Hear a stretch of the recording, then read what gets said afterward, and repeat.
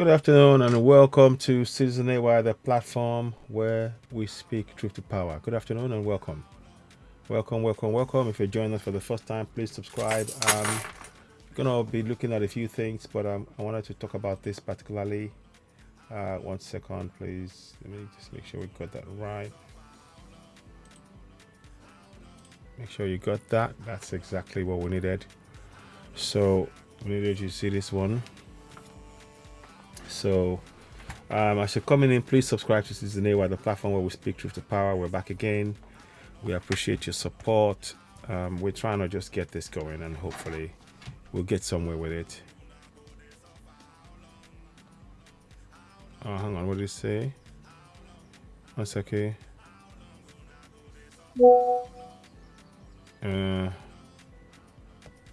Okay, let me just do this. Okay, Thursday, that's fine. Okay. Let's just do this. 1 second, please.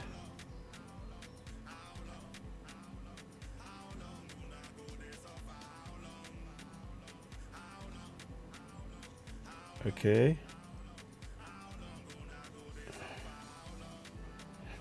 so I just want to check as I go ahead before I go too far ahead now. I want to make sure this is working fine. I want to just see what it's looking like. Can you see me? I want to make sure that this is working fine before I proceed because I don't want it to be okay,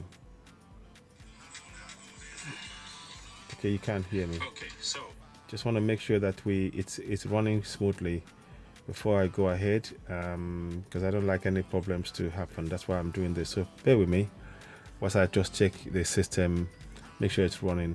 You got the details that you see on the screen there, and we'll go into detail about it.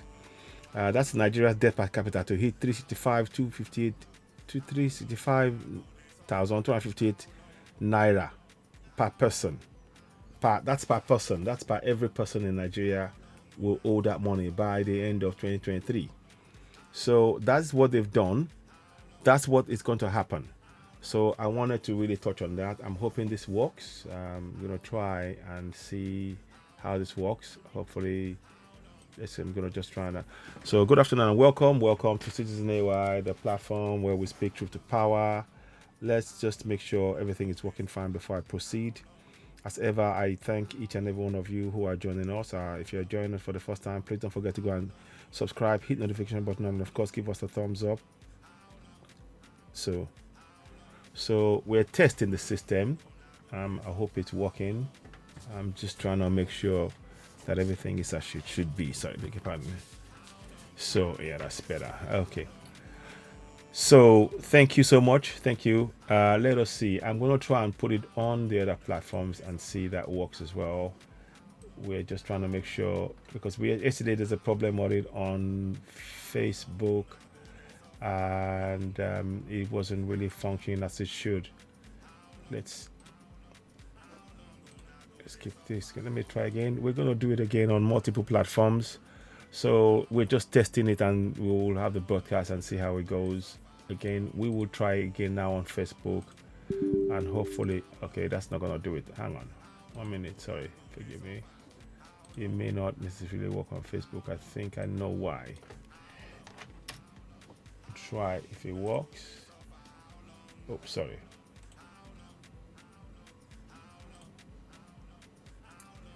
Just trying to make sure we got it correct. Okay, so here we are. Okay, we will have to leave Facebook out of it for now. It's not doing it for some reason. It is not going to take it.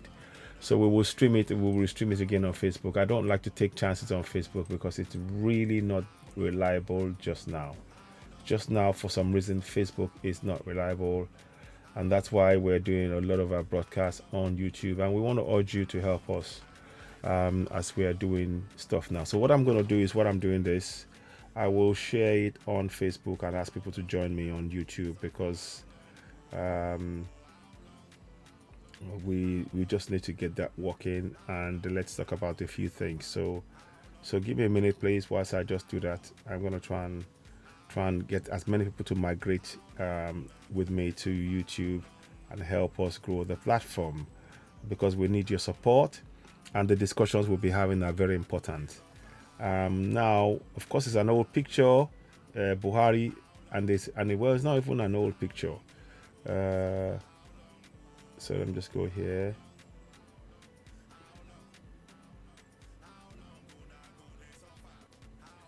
So let's go here. So 1 second, give me a minute.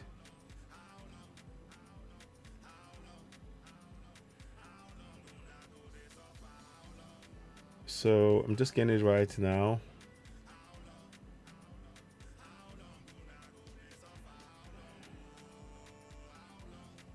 Okay, so we put it there, and now we can then do that. So now we know we got everything. Okay, copy. So now we're gonna post that there. So we'll do it one more place again, then we can begin the broadcast. Just give me a minute. Sometimes it does take some time, and the reason why I wanted to make sure that this was making sense was I didn't want it to become just bitty. YouTube, Facebook are not reliable at the minute, and like I said, I've noticed a few things with the Facebook of late. Now, when we try and post on Facebook, it always seems to end up with a problem or the other, and we just seems to not be able to do anything with it. So we're gonna try and just do that as much as we can. Put it here. So I'm gonna try and get people to join us and help us reach more people, because the platforms where we have the most people, we would really appreciate you joining us live right now. Welcome to Citizen AY, the platform where we speak truth to power. We're trying to really ramp up our discussions, because now we are now in a new dispensation, and we want as many people as possible to be able to participate in this process, because the way things are going, there are things that we need to talk about, and a lot of people are refusing to talk about it. So it's going to be in English, this one. I'm hoping that people can join us. There's a lot of people on the platform watching, and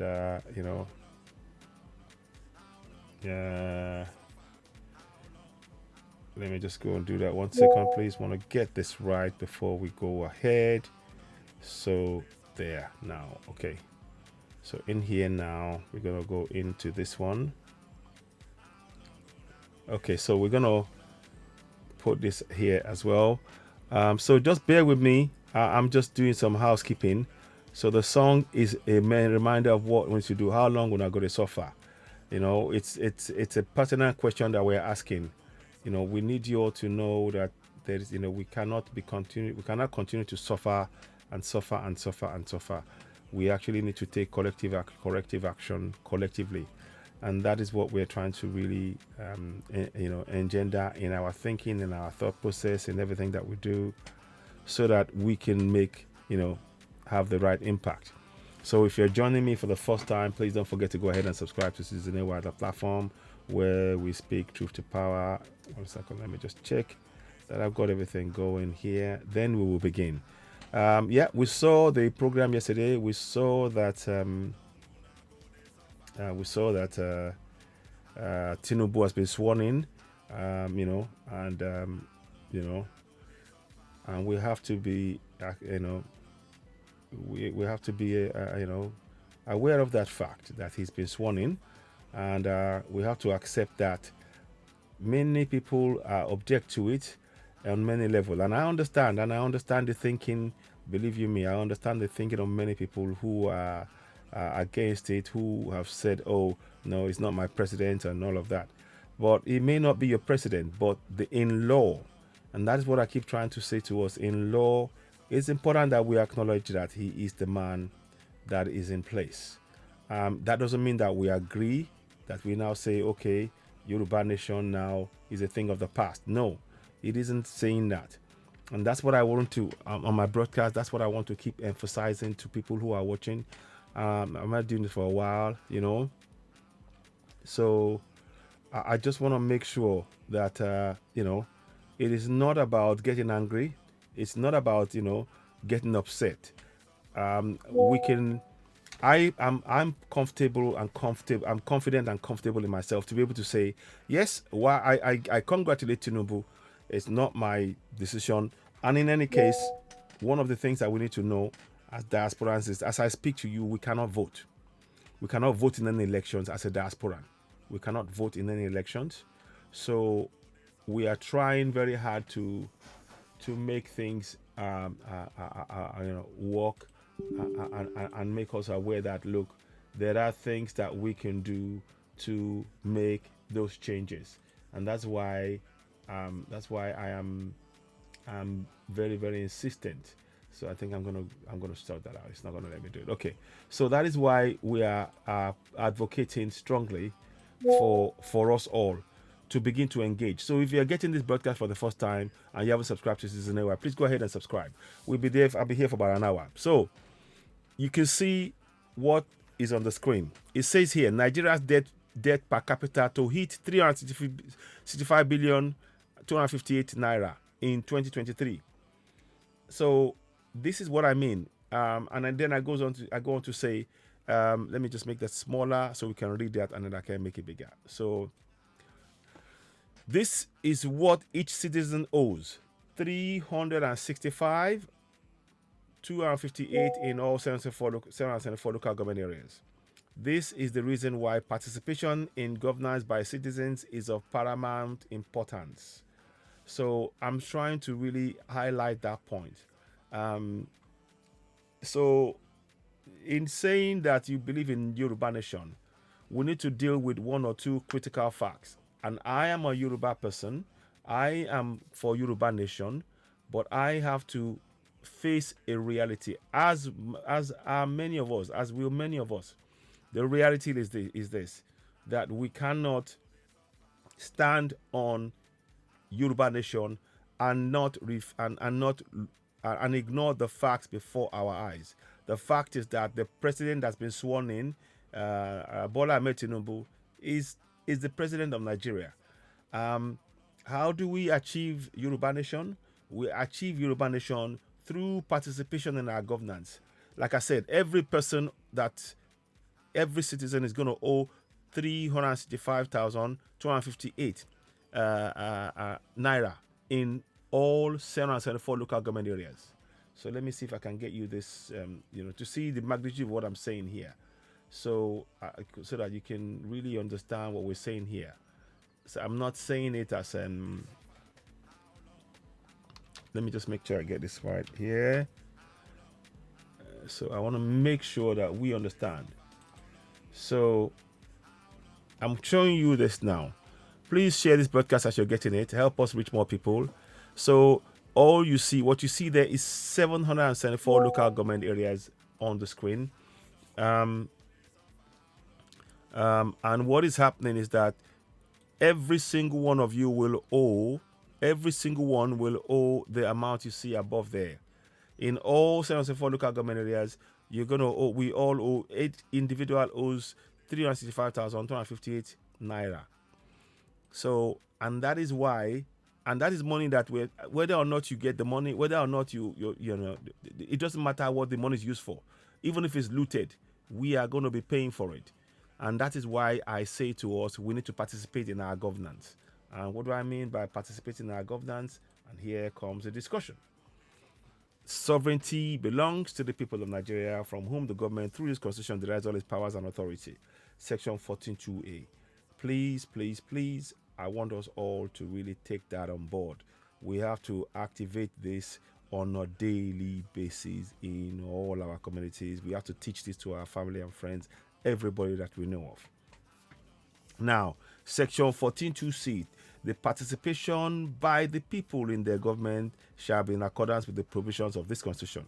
Again, it's talking about the 1999 constitution. These are things that are happening. Again, please, you can see that there's a cross along on the front of the constitution, which means that signifies that I, as citizen AY, do not support that constitution. Indeed, I want to see its demise because it is not functioning for us, and I am advocating for self-determination. So what we will say right now is, were Nigeria to fall into debt right now, Well, I mean, the debt that Nigeria is going to pay for now, that is owing right now, because we are still in a nation called Nigeria, we are all going to have to pay that debt. And that is what we have to. Well, so when we say one Nigeria, we need to understand one Nigeria. I mean, when we say Yoruba Nation is an aspiration of where we're trying to go. But right now, the debt that is going to be paid, that's owed right now by Nigeria, will be paid by all of us, whether you're Biafrans, whether you're Yoruba, whether you're Igbo, Middle Belt, because we are still within the confines of what is known as Nigeria. Yes, we are planning to leave. We are planning to leave. We want to go for Yoruba Nation. We want it to happen tomorrow. But right now, the debt that I've just shown you, the debt figure, and we'll go and read that in detail, is going to be paid for by all of us in the struggle. So, so I'm really here to let us know that going for Yoruba Nation doesn't, it has to be a twin track approach. We have to do a twin track approach. We have to recognize that the reality on ground right now is that we are Yoruba Nation and we are Nigeria. We are currently within Nigeria, and the laws that will be used, on that land is going to be the Nigerian law. That doesn't mean that we should stop planning for Yoruba Nation, Biafra Nation, Middle Belt. It doesn't mean that. It just simply means that we recognize the fact that there is a situation on ground where we're still in Nigeria. We are trying to do everything we can to move out. And one of the things we need to do, if we're going to move out, is to participate in our governance. Because this money now, the money you see on there, the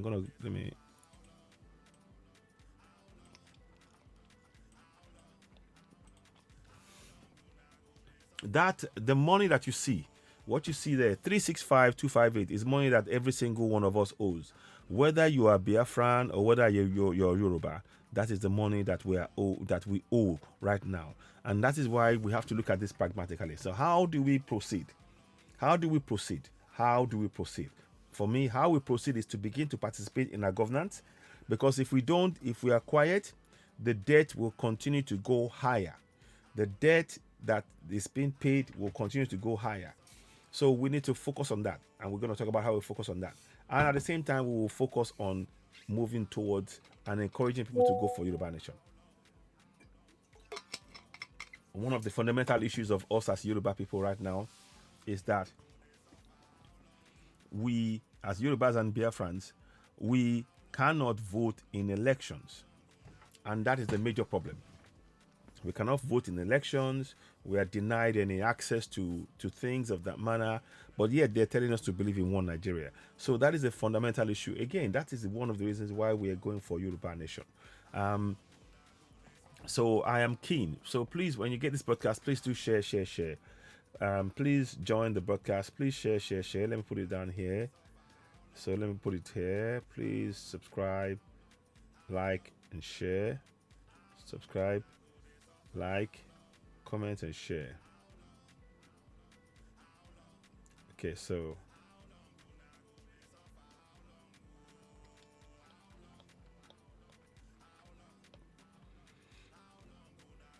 so now, so we're going to just do that as we go along to give us time.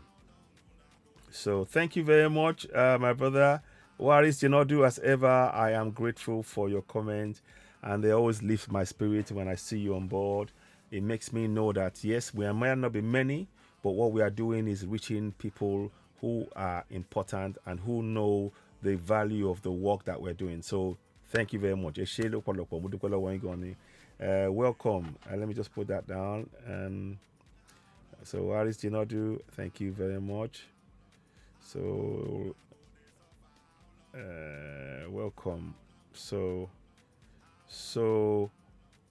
thank you so much. Let me just put that there, pin that one here. So we're going to be here for some time. So like I said, if you look at the figure here, and we're going to go into detail and read that in detail. So Nigeria's debt per capita hits 365,250 naira per person. That is per person, every one of us. So whether or not you want to be in Nigeria, that debt you will pay for. Now, the only reason why we must participate, the reason why we have to participate in Nigeria, even though we want to go out, is this. Listen very carefully. That debt we will have to pay. We will have to pay it. But to be able to get to the point whereby the debt is no longer on our shoulders, we have to participate in this system of governance, begin to get the people to hold their governors to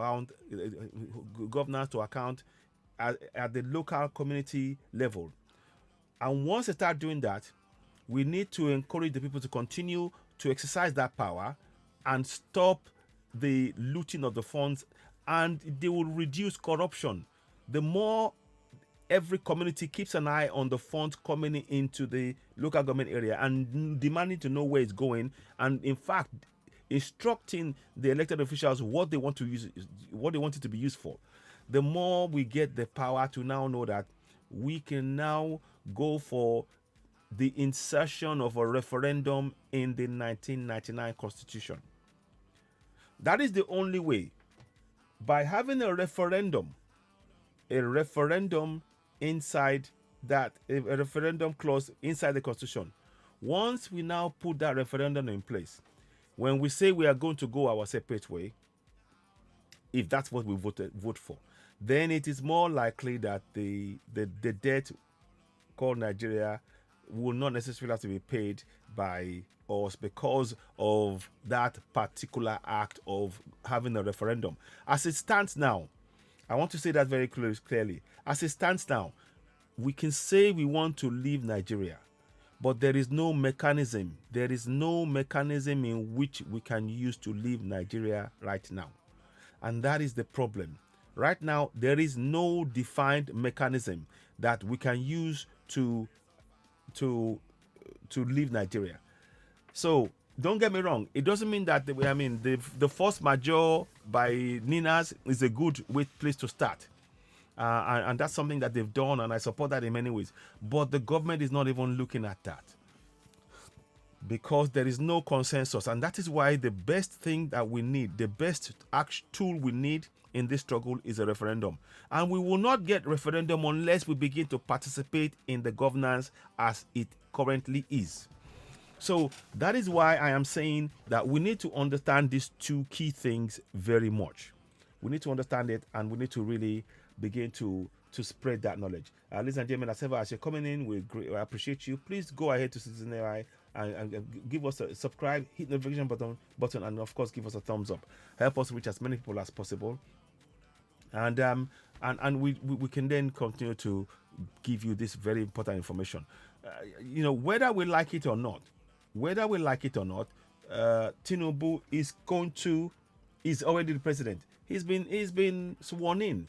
You've seen it. He's made his first appointment, and he's going with his governance. And our Yoruba nation, as much as we want it to come alive, hasn't come alive. Like I said, if we don't participate in this governance by beginning to hold and learning how to hold our officials to account, Yoruba Nation will not materialize. I hate to say this, but that's the reality. It will not materialize. So we have the next 4 years at least now, we have this Nigeria government in place with the ceremony and all of the paperwork and everything in place that defines the demographics and the geographical area of Nigeria. We have it in place. We currently don't have that in place for Yoruba Nation. These are the realities of what we face. Please do continue to share. Let us reach more people. I'm really grateful for your support. Everything that we're doing here is to engage and designed to ensure that we are aware of what is going on and we can take critical steps. Please, everything I'm saying now does not mean we should forget Yoruba Nation. It is just making ourselves aware of the reality of the situation that we face. So, when we say Yoruba Nation now, and we want to go and we are having it done and it must go on, and no, that's what we want. We don't want nothing else. Yes, it's an aspiration. At this point, I want to also touch on the people. 2 guys were arrested yesterday, I think. the people that were arrested yesterday, they were asked why they went to take over the station, and apparently they said, oh, it's because the UN has given us the right to have Yoruba Nation, and that you cannot go on the basis of that. Whatever is agreed with the UN, the only way Yoruba Nation will come to life, is when there is a referendum that is binding on all of Nigeria, where the people vote, and that vote means, and the people in the Southwest vote and say, we no longer want to be part of Nigeria, and then we leave. If we just make a unitary declaration that we're an independent nation without having that referendum process in place, it will not take hold. Let me give you a perfect example. Those men that went to the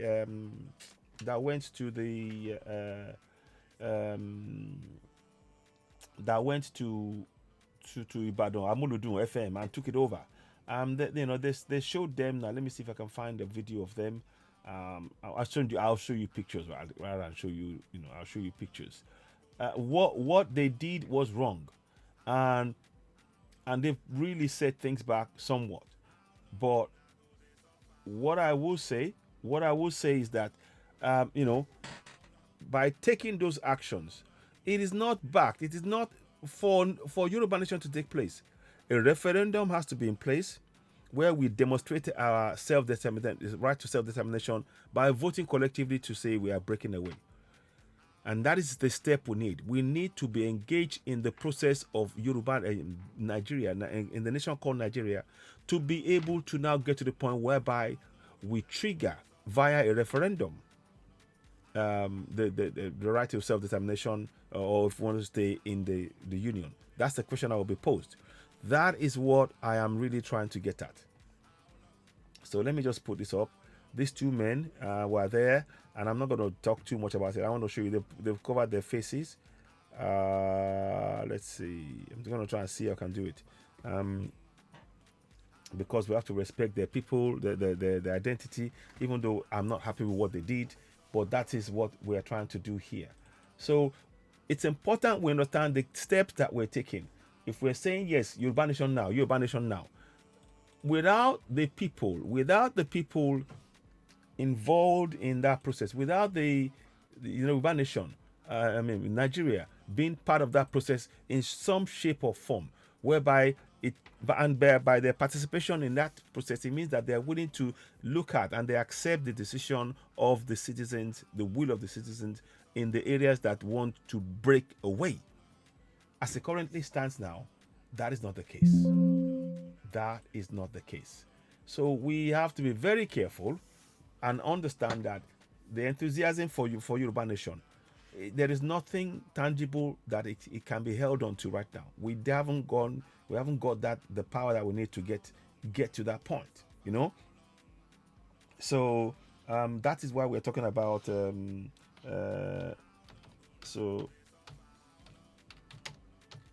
minute.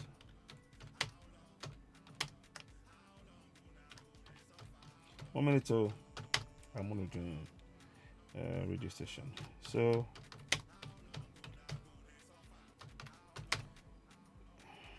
one second, give me a minute, please.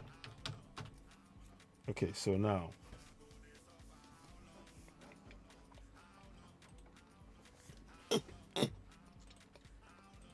I'm going to show you what I'm trying to do now. Give me a minute, please. We will get there. Yeah. Just trying to show you what I mean. Now, apparently, Professor Akintoye has decided, has disowned, has sort of made a statement unequivocally stating that they have played no part in the hijack, or attempted hijack of the radio station. So these are the men who are caught there, and one of them said something about, oh, by the way, we're doing it because we've spoken to the UN to get for Yoruba Nation, and that is because of the lack of understanding. We cannot get a nation doing this. cannot get a nation doing this. We simply cannot get a nation doing that. So those are the two men. I'm not going to show their faces. I'm just trying to show you what they've done. So it is very, very important that we're not part of this discussion in terms of this illegal act. None of us supports it. I made a statement yesterday on the Dudua TV radio. I talked about it at length, and others have done the same thing via their various platforms. So why I'm saying this is to be making it very, very clear that Yoruba Nation cannot come on the basis of a threat and somebody coming in and going, oh, okay.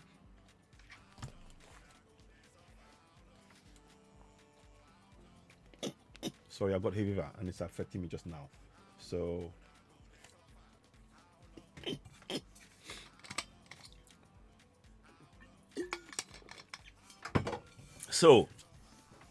on Yoruba Nation, we don't support that in any way, shape, or form. And they will be dealt with. And that's what I mean.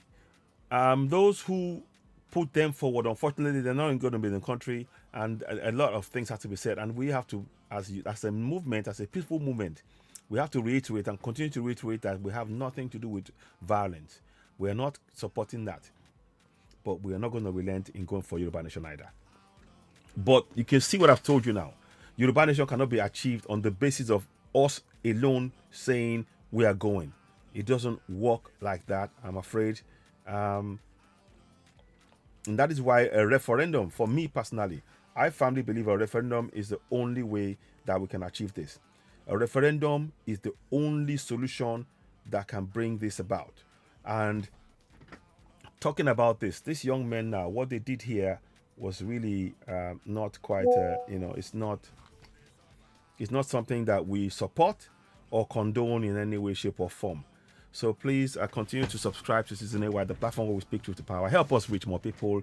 We appreciate you continuing to support us. Give us a thumbs up, hit the notification button, and of course, subscribe. Hit the subscription button. That way, we can grow the platform. So these are the men. I'll see if I can take a quick read at the statement from Elano. Let's go and look at that. I think I saw it somewhere. Give me 1 second, please. Let me see if I can find that for you.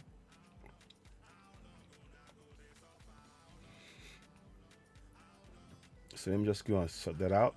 Oh, the hay fever is playing about down today really bad.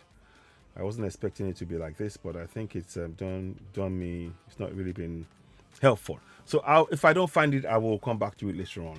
But like I said, one of the things we have to understand that to get Yoruba Nation, we need a referendum. To get a referendum, we have to participate in our governance. And it is through participation in our governance, encouraging the people to exercise the powers you see on the screen. Sovereignty belongs to the people of Nigeria, from whom the government, through its constitution, derives all its powers and authority. And of course, that's section 42A. 42C, the participation by the people in their government shall be in accordance with the provisions of this constitution. Those two we need to combine together to now say, right, okay, we need to start ensuring that we monitor the monthly statements, a monthly federal account allocation committee releases to each local government. We demand that those funds, that they be they will release to the state, and we will tell to the local government, and we, the local community members, collectively will tell the local community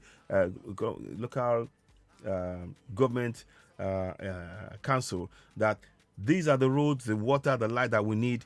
You must use that money to fix it, and we monitor their actions over the use of those funds. We have the right because, like I said, sovereignty belongs to the people of Nigeria, from whom the government, through its constitution, derives all its powers and authority. And those things, they have hidden this fact that you have this power from you, and that's why many of you are going to the churches and the mosque and praying needlessly. And we are trying to wake you up to say, no, going to a church and praying is like I said yesterday, for you to pray, it means that you literally put your powers that you possess within the constitution, you put it to one side, and you now focus on praying in very much as the government wanted you. That means you're trying to pray for your own freedom, but all you need to do is actually take the action together. You can free yourselves collectively and have a benefit from being the benefit of going for Yoruba Nation. Put through that participation process, and the government will have to realize that. So what I'm really really particular about is reiterating this point. Now, like I said, I'm terribly sorry. Oh man, so one second.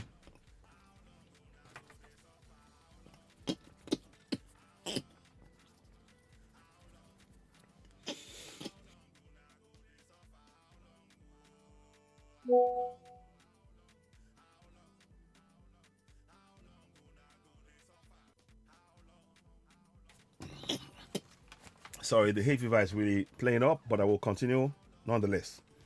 Help us share the broadcast. So, and we will come back and talk about the debt burden. We're still going to talk about that, but I wanted to show that at the outset. But the idea that we're going to get Yoruba Nation through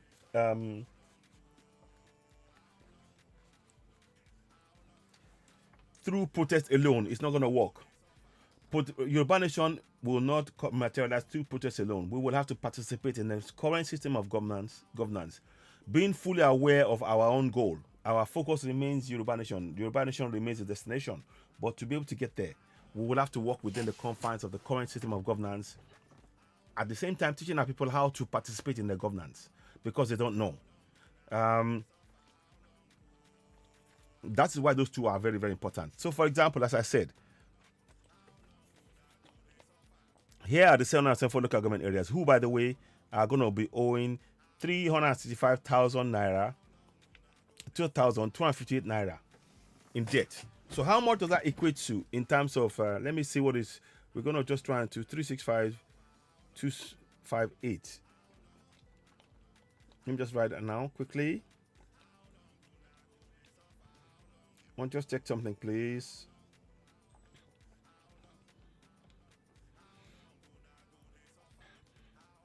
So let me just make sure we get this right. So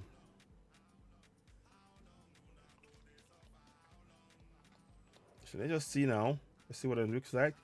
So each and every one of us as citizens will owe 807 US dollars. 807 US dollars per person. So it makes no sense for us to continue in that vein, to pay money for something that we don't owe. So, by participating in our governance, we can begin to put a stop to this. So, and the participation requires us to do something. Like I said, I've done this before many times. This is December 2022. You're looking at the one for Alimosho. That's 1 trillion naira alone. 1 trillion naira for Alimosho local government area alone. And yet here you are owing, you are being made because you are not following, because we're not following and tracking what is going on with the monthly allocation released by the Federal Account Allocation Committee, and question those in power. That means that we are ending up paying for debt twice over. Firstly, we lose the money that comes to our local government area. Then they borrow money that, again, they loot that. And they never build infrastructure in our local communities. And that is the reality. So we need to take action and take part.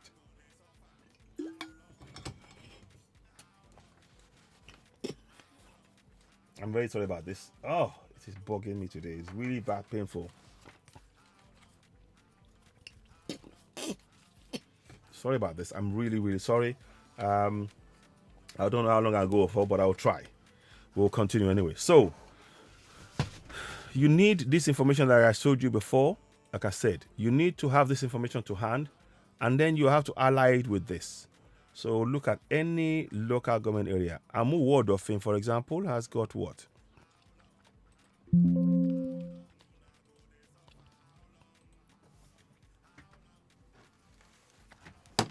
Oh. Hello?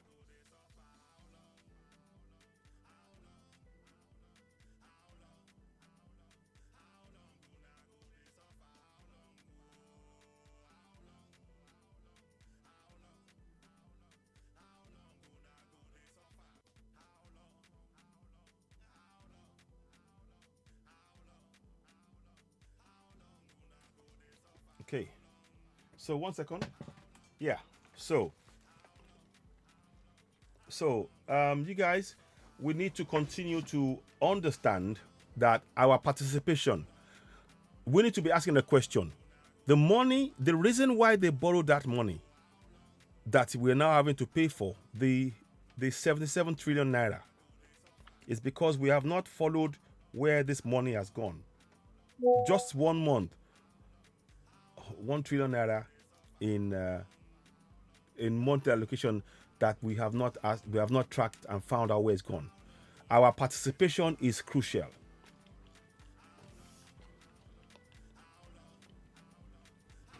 Okay. Okay.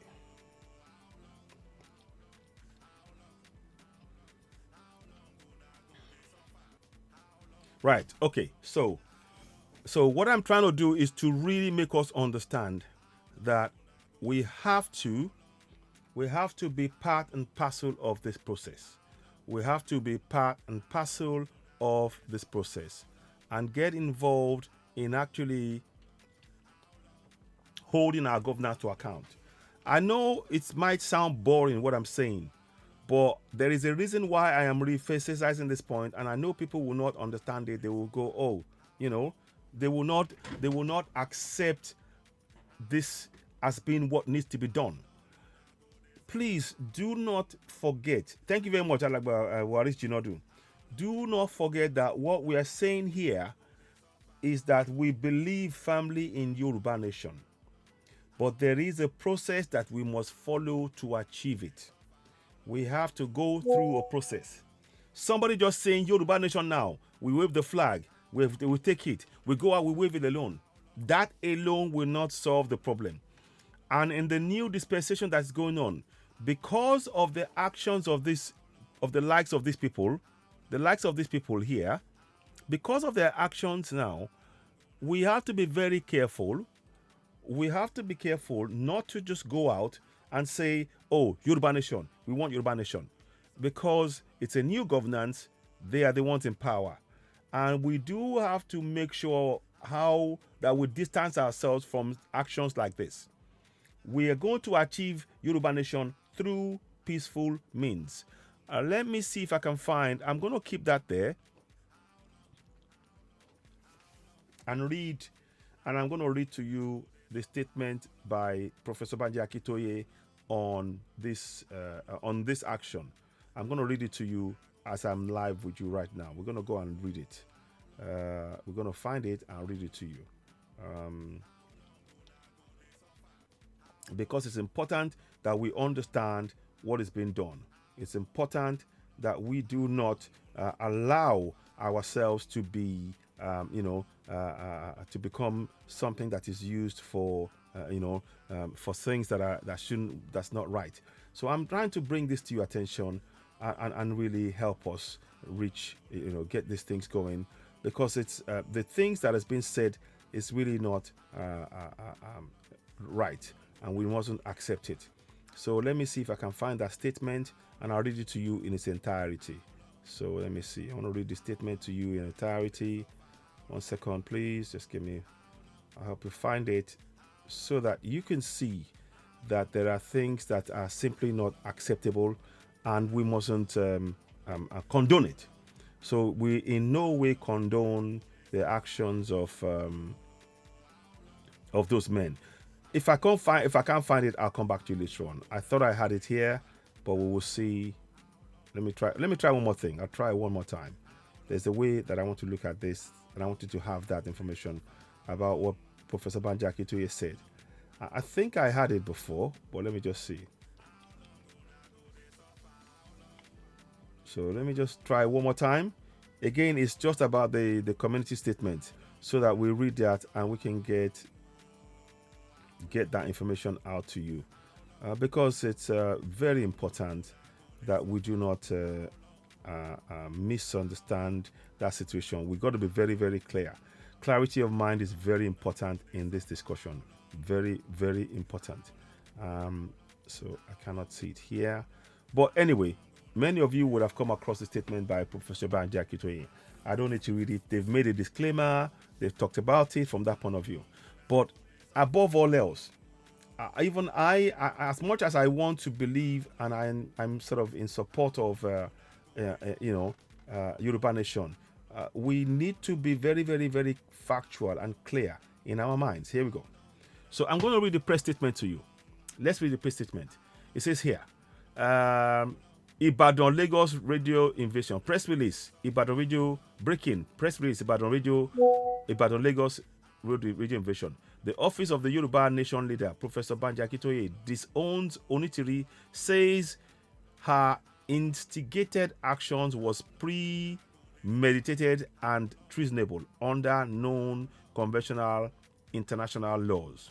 See, that's what I mean exactly. We need to be, we are distancing ourselves. I've done so, Professor is doing the same, so, and other of us have done that.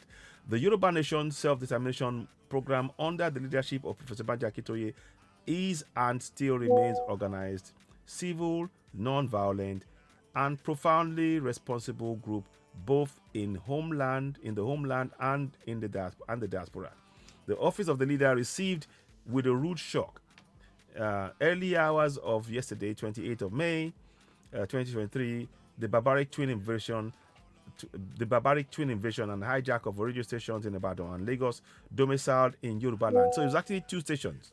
No doubt the perpetrators of these heinous criminal acts were brainwashed and hoodwinked by their leader, Onitiri, and her paid agents to discredit and blackmail the agitation narrative. This is not our style because it's diametrically not convergent with our cherished Omoluabi ethos, for which the Yoruba people are known worldwide. This lady in question, to say the least, and her Gestapo gang of saboteurs are agent provocateurs on their own, having proven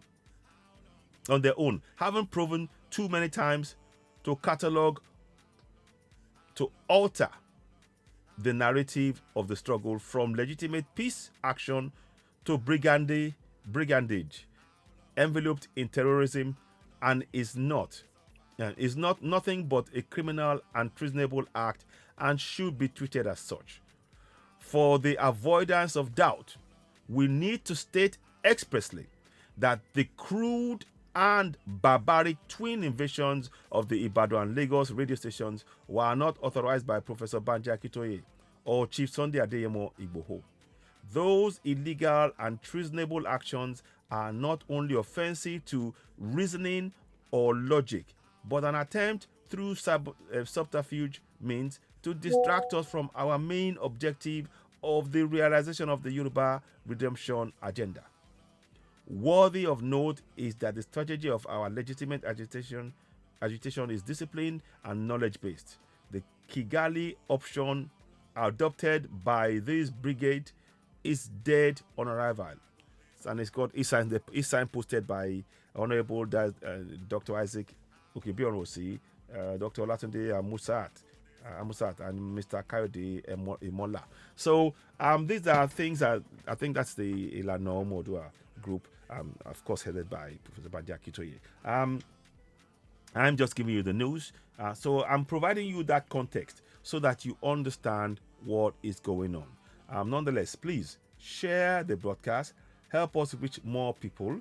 And as you can see now on the screen, these two men and others, and 5 others have also subsequently been captured by the police. I'm not going to play a live video. I don't want it to be brought down. It may be brought down.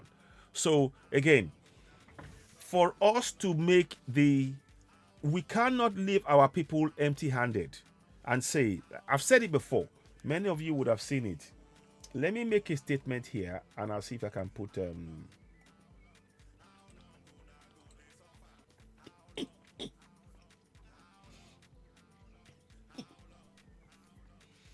I'm trying to show you something. In the Yoruba Nation struggle, we have not raised £1 billion. We have not. And I did something before. If I can find it, hopefully it works. Sorry about this. I do apologize. I'm having serious hay fever, so you might have me sort of making some funny noises. It's not my intention, but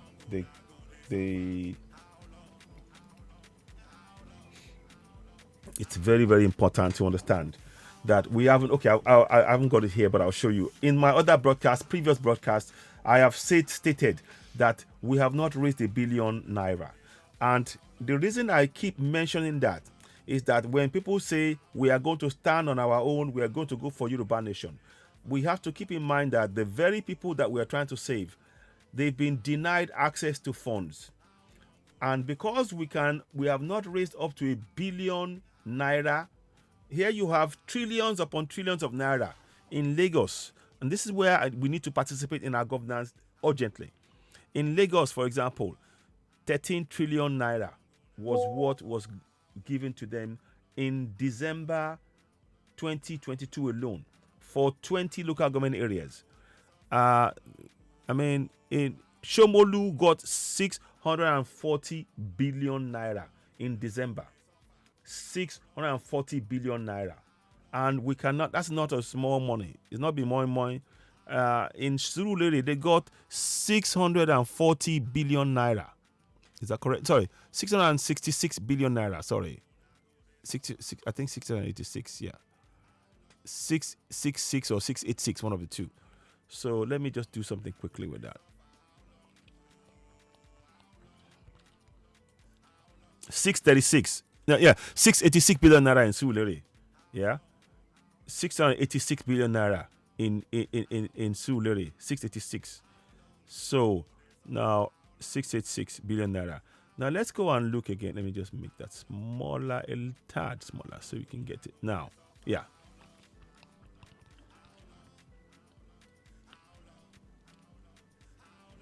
Let me make it slightly smaller. I was trying to show you, but there we go.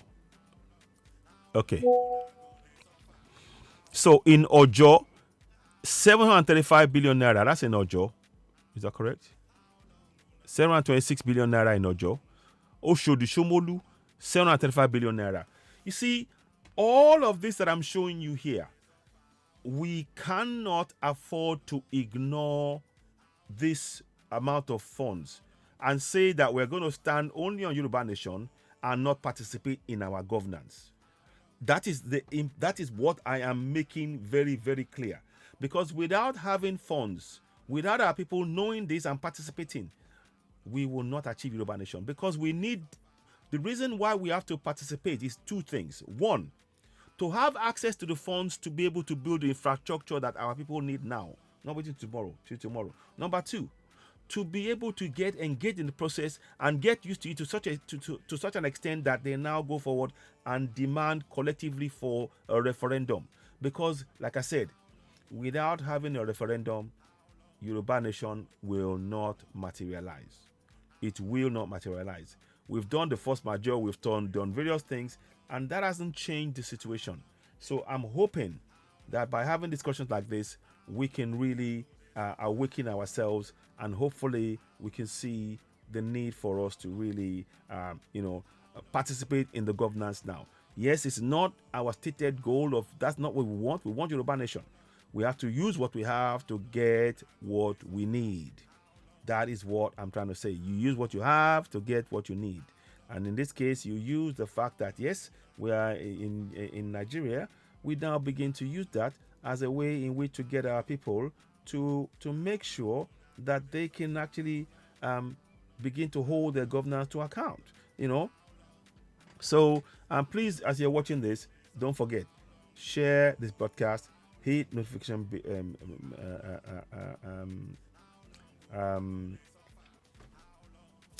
the notification button, give us a thumbs up, make this go viral as much as possible, because these are critical steps. The things I'm showing you on the screen, are things that are going to have a massive impact, particularly as we now know that we're having this governance in place for the next 4 years. It's not like we are just going to an election. An election has taken place. The person has been announced, whether or not, whatever the ins and outs of the elections, the reality is we now have a new president-elect, Bola Ahmed Tinubu. We need to engage with the process. Not so much with Bola Ahmed Tinubu himself. Whatever they're going to do, they're going to do. What we must begin to encourage our people to do is to participate in our governance, to be able to hold all elected officials to account. That is what we must do. and we need to spread the knowledge of the power that the citizens possess even in this flawed constitution. And that is what we are endeavoring to do as we come on live broadcast on a daily basis. Look at Ado Ekiti. Ekiti, for example. Ekiti, right? The total amount for Ekiti was how much? Ekiti, right? 1 minute, please. I'm just trying to make sure I got this right. Okay. That's odd. That's not right. Something is not right here. I don't know what it is. Yeah. That's equity. Okay, no, that's the other side. That's what I was thinking. Yeah. It just didn't look right. I'm just going to give you a kitty, for example, from this end here. Let's do this end. That one. So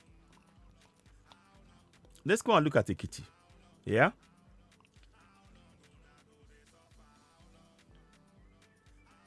Here's a kitty.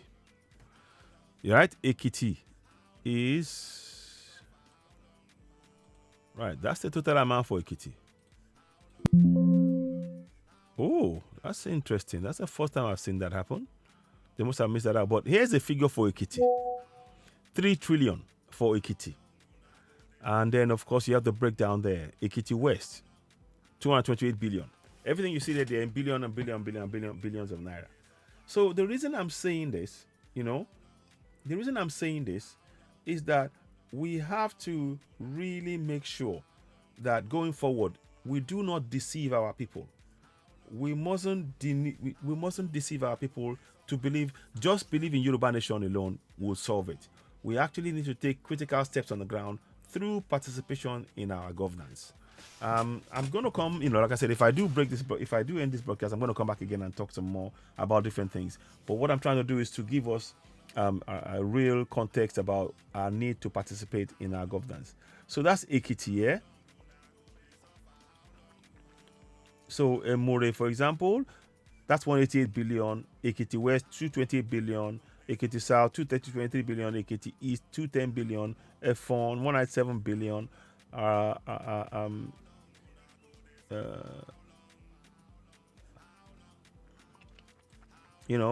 Ado Ekiti, 283 billion. So these are things that you can see. And again, you can download this on something called the National Bureau of Statistics. Incidentally, I want to take this opportunity to let you know that so far we haven't received the figures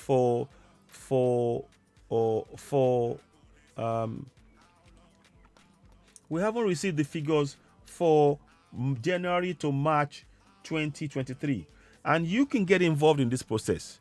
You can get involved. There is something you can reach here. I'm leaving that here. You see, we've got figures here for December, November, December. Let's go and look at what they have. These are figures that you can see on the screen. Let me just put it here. So these are figures for March. You see, figures for March is here, which is what you see. March, April, May, June, July, August, September, October, November, December. We've got all of that figures. And that's why we're able to tell you for each of those 10 months from March to December, we can tell you exactly how much your local government has earned. So, but they have not released the ones for January, February, March of 2023. And it's actually, I've asked questions about this and they have not answered. You can participate. We need to participate in this process. You see, there are some key things that we've totally ignored. That if we were to put hands together on something like this, they should have released this before the government transitioned from Buhari to Tinubu. But they have not released it. We should be chasing this on a month-by-month basis. We should be chasing that. That's what I believe. 1 second, please. So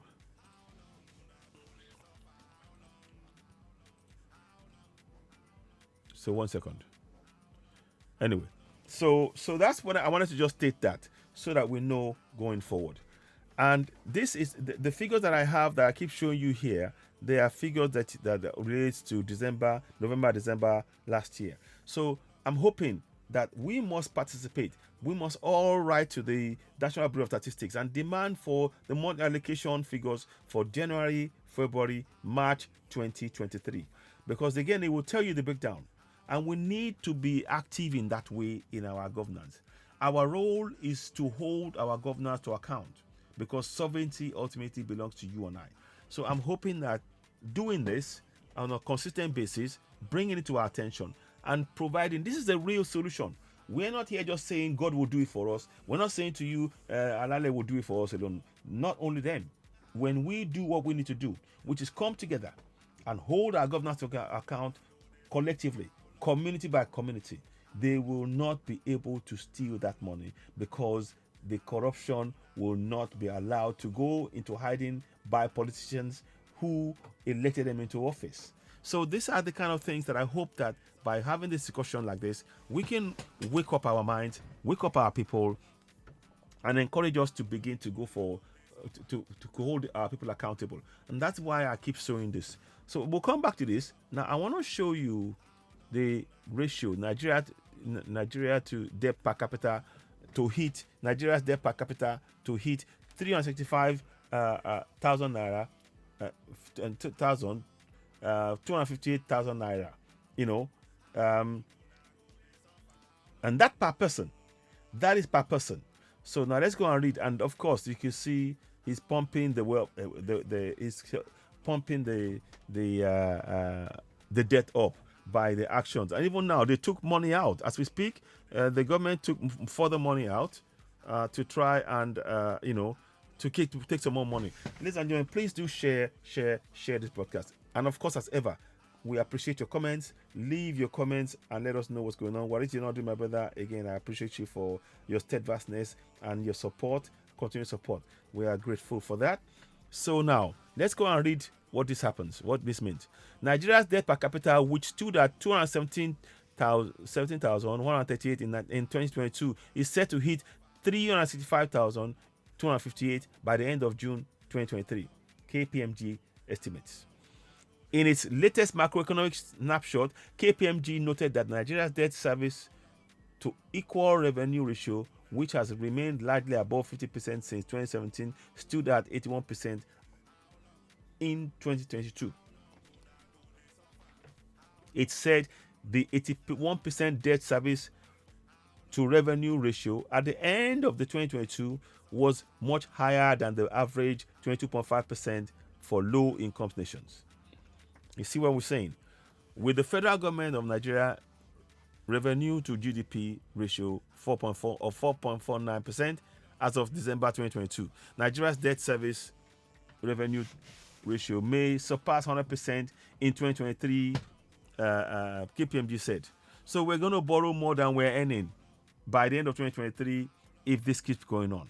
That is a concern. It said if Nigeria's debt service to revenue ratio surpasses 100% in 2023, it will limit the fiscal space and the government's ability to pay for its operations and functions unless urgent measures are taken to build revenue. So I'm just giving you context and more information. Please, of course, when you get this broadcast, do share. Help us with more people. We appreciate you. I'm going to try and stream it again on YouTube. For some reason, Facebook wouldn't let me do it, and that's why I'm doing it this way. So, but please, of course, subscribe, hit notification button, and of course, give us a thumbs up. This is, however, unlikely being a transition year, with the outgoing administration winding down and a new one starting would require time to set up and settle before new policies can be introduced to work. KPMG said. KPMG stated that the new administration might even be compelled to borrow even more to run its government and stimulate much needed growth in the physical and social capital. You see, that would be a bad idea. We should not be borrowing any money at all. We should be using the funds. We should be holding those who are these funds here. For example, they should be explaining where that money is gone. That is a local government amount alone. We should be asking them questions. That is why your participation in governance is very, very important. But the way they're doing it, they're trying to tell you, oh, you can have to go and borrow money against what 100%. I mean, that's going to be crazy. We should say no way. We should say no way collectively. So, the KPMG stated that the new administration might even be compelled to borrow even more to run its government and stimulate much needed growth in the physical and social. To borrow more might need to widen the various legal and self-imposed restraints and buffers relating to deficit machine, it said. KPMG said to avoid defaulting on loans on loans terms which could harm the country, credibility and confidence in borrowing money, the government must establish well thought out guidelines for frameworks for borrowing. Beg your pardon? KPMG said, despite the ways and means advances being designed to be short-term in nature and to fund delayed expected government cash receipts, it has been used for over the last 8 years in Nigeria to plug unattainable revenue projections. See, these are things that are coming out that we should be knowing. And that's why you have to keep an eye on it. That's why we need to participate. Yes, I know. We are going for Yoruba Nation. But we have to participate in our governance. If not, they will continue to loot the money we need. And as stated before, collectively in Yoruba Nation, we have not raised 1 billion. So we need to participate in the process. We need our people to be part of it, actively awake. And they will know, once they get awake, they're not going to go back to sleep. So now, the ways and means rose to 0.6 trillion in 2015 to 22.7 trillion by the end of 2022. So from, it's crazy. 2015 to now, that's 7 years. Yeah. So the ways and means loans allow government to borrow funds from the CBN for short-term emergency financing to support the budget. Okay, we get it. But still, our participation would have stopped this. And that's why I keep saying we must participate. Now, then it says here, the ways and means loan allows government to borrow funds from the CBN for short-term emergency finance to support the budget. The Senate recently approved securitization of 22.7 trillion in ways and means advances provided to the government by Central Bank of Nigeria. With the Senate approval, these loans from the CBN, once assented to by the president, can now be converted to a type of security security such as bonds that can be traded in the capital market. So now, it stated that the securitization of the CBN ways and means as approved by the Senate provides for the issuing of debt instruments with a 3-year moratorium on the capital or a 4-year term. And the annual interest rate of 9% per annum. So the immediate impact of this is that Nigeria's debt, which hit 46.3 trillion by the end of 2022, will immediately rise to about 70 trillion. Again, that is what the estimates that they've given. 70 trillion. We have not raised 1 billion naira. Not even to talk about millions. Not even to talk about trillions. We have not raised it. So we need to be really, participating in our governance, holding them to account so that those funds will compel them to use it on infrastructure. So now, like I said, the impact of this is that Nigeria's debt, which had hit for 6.3 trillion by the end of 2022, will immediately rise to about 70 trillion, KPMG said.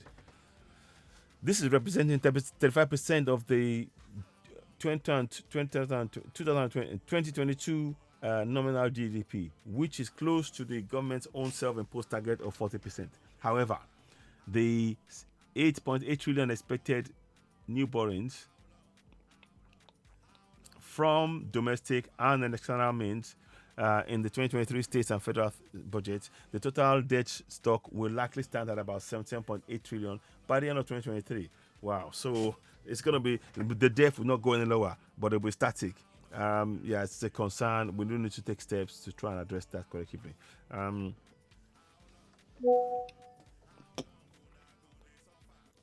So KPMG said this is without considering the likelihood of new borrowings not already contained in 2023 budgets by incoming administration at the and general, state and federal.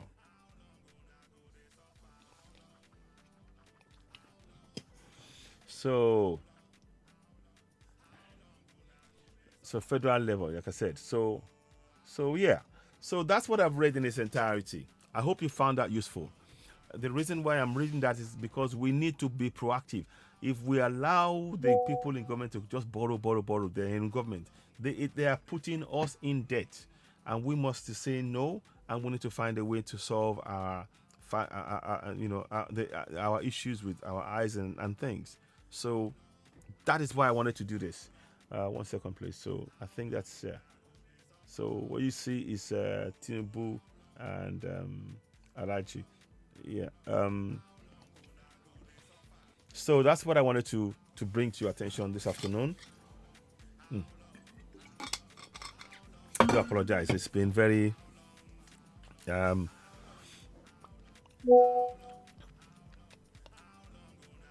hectic. But listen, this is what we need to do. This is the roadmap that we need, though.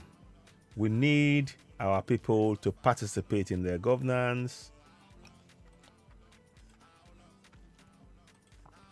And how do you participate? Make sure that you know the constitution of head. Make sure that you're aware.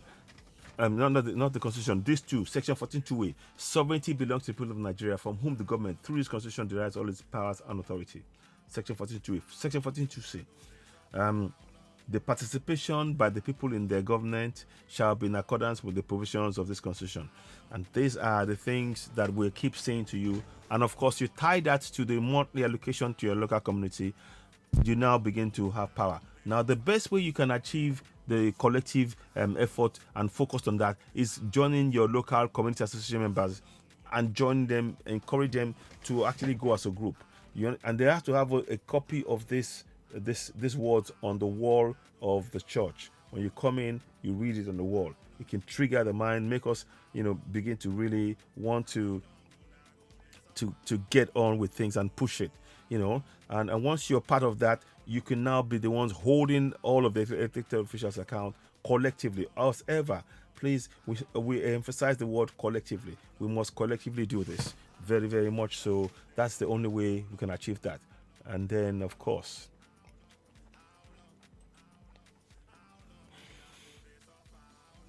the final thing. So, ladies and gentlemen, it is very, very important going forward. For us, Yoruba Nation can only be achieved through participation in Yoruba Nation, but with a clear demarcation in that we are trying to build our people up and make them aware of how they hold their governors to account on a daily basis. This must be done on a daily basis to wake our people up, make them know that they must participate in their governance. Well, people have said that Tinubu will not be president, he's sworn in. He will not get this, he's sworn in. All of this stuff that we're doing, it is not functioning. We're better off coming up with solutions, because drought is coming round the block soon. And, if we do not take this action, it is going to have a massive impact. And that's why our participation in our governance is absolutely absolute. It is that's the minimum that we must do. Those of us who are in Yoruba Nation, there's a lot of discord and fighting and infighting and everything else. That's not going to achieve anything for us. What we will need is the continued participation and demonstration of our commitment to Yoruba Nation through the actions that we take. So, I will bring ourselves together collectively and go and demand for the things that is rightly ours, and begin to prevent the government to actually, deny those to whom the stuff belongs, to deny them access to it and then blame them. These are things that are going on that we really need to address. The kind of policies that many of the colonizers are doing now, they quoted in language which doesn't make any sense. But it's when you read it and you then comprehend it, then you understand that actually it's not a fair statement. Sorry, it's not. That's a fair statement to make. That the governors just want to go and find a place and just take it easy and not really address the issues. And that's why we have to make them in our communities. We have to make them deal with our issues. We have to say, right, okay, if you're going to be sending anybody to sort of provide, some sort of visibility whereby they can get out of the 9 to 5 and attend to the local community, fine, that's what you want to do. But our goal remains, we must ensure we participate in our governance, and I can't overemphasize that point enough.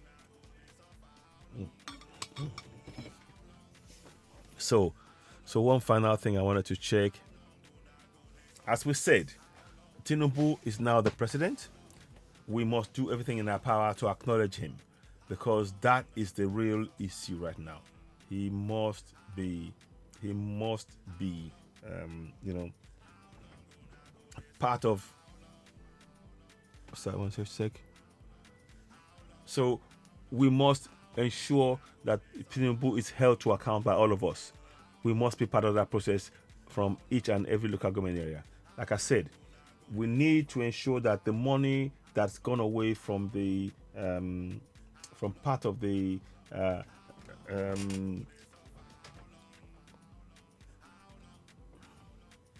what's the place? The money the monthly allocation that's been released, that is used for our local government area. It is our right. We need to exercise that right. You will not be able to use that right by going to a church or any mosque. They don't have those powers. You personally yourself have those powers. You don't need to go to a church or to a mosque before you can use those powers. You need to combine those powers as a community and begin to exercise it and hold those elected officials to account. These are the kind of things that I really think we should be reiterating. Yoruba Nation is a long-term goal that we're going for. It doesn't mean that we've given up on it. No, but far from it. If anything, we are doubling up. We're trying to continue to make sure we achieve that. But in the current way, the way in which it is right now, we can't achieve Yoruba Nation under the current circumstances. We can't. So we need to really think about how we put things across, what we do in terms of participating collectively for our mutual benefit. That is very, very, very important. Let's just see 1 minute. I'm just trying to check one more thing. So please don't forget, subscribe, hit the notification button, give us a thumbs up, help us with more people. We really need your support in growing the platform. As I told you, Facebook are just really they're doing as they please and making things difficult. I mean, I have 110,000 followers on Citizen AY, and when we're sending out a notification, barely 10 even sees me, based on what they've done to the what they've done to different things in a way. So we have to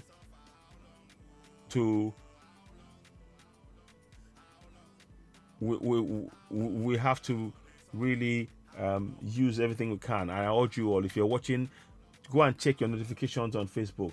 You'll probably switched off, but on the safe side, after the notification, go and let's move it to other things as well, to try and get us engaged and participate, so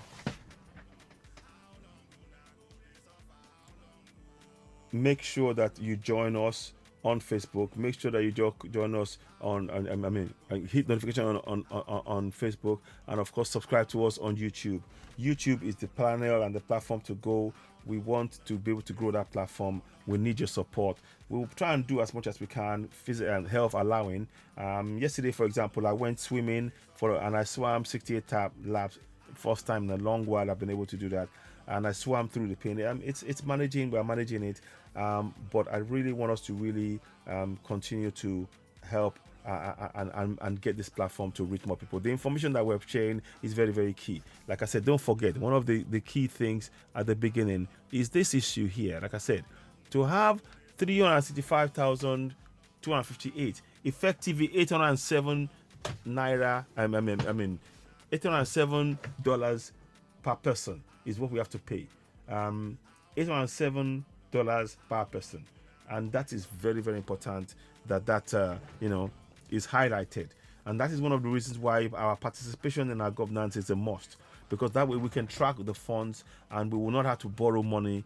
Yeah, well, if we do not track and monitor the funds and participate in our governance, the government can tell us they borrowed a lot less than what they actually borrowed, and then it's only after they leave that you find out, and that's often too late. So and so on like that. There's so many examples. So please participate in the governance, hold your governance to account, and ensure that we teach our youth about the constitution, and also let them know we have the power, and we the people, we're the sovereigns. The sovereigns are the ones who wield the power, and those powers, they have to be respected, corrected by citizens. So I urge you all, please don't relent.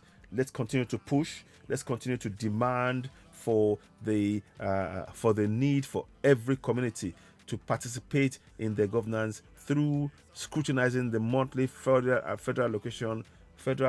account allocation committee amount, and be able to hold those in office to question, to get them to implement the infrastructures used based on the funds that came through on a monthly allocation. We can do this. It's not easy, but let's all work together. Let's get to work on it. What I want to do is, I'm going to be back later on. I'm going to try and come back in a bit as well, just to fix things. But I will take a little bit of a break now, I think, if I don't hear from anybody else.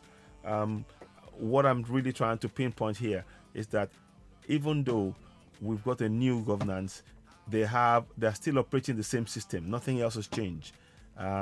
And if you do not participate in your governance, it just means that whatever else we want will not be achieved. It is through participation in governance that we will make our government officials accountable and make them really be, very, very, very, very clear that we, the citizens, are not going to relent, and they will have to bend to our will to get the infrastructure in place, using the funds that comes into our monthly federal account allocation committee. And those are the kind of things we need to do. So please let us see what is going on, and let us see how else we can help. If you have suggestions about what we just discussed, please, of course, discuss it and let us know. And let us have a discussion around those things. Before I go, I want to touch on one or two things. There is one or two things that people that may not be aware of. For example, I found out something. It's unrelated to us, but it may be related to us. Would you believe that Iraq is trying to... Sorry, let me just see.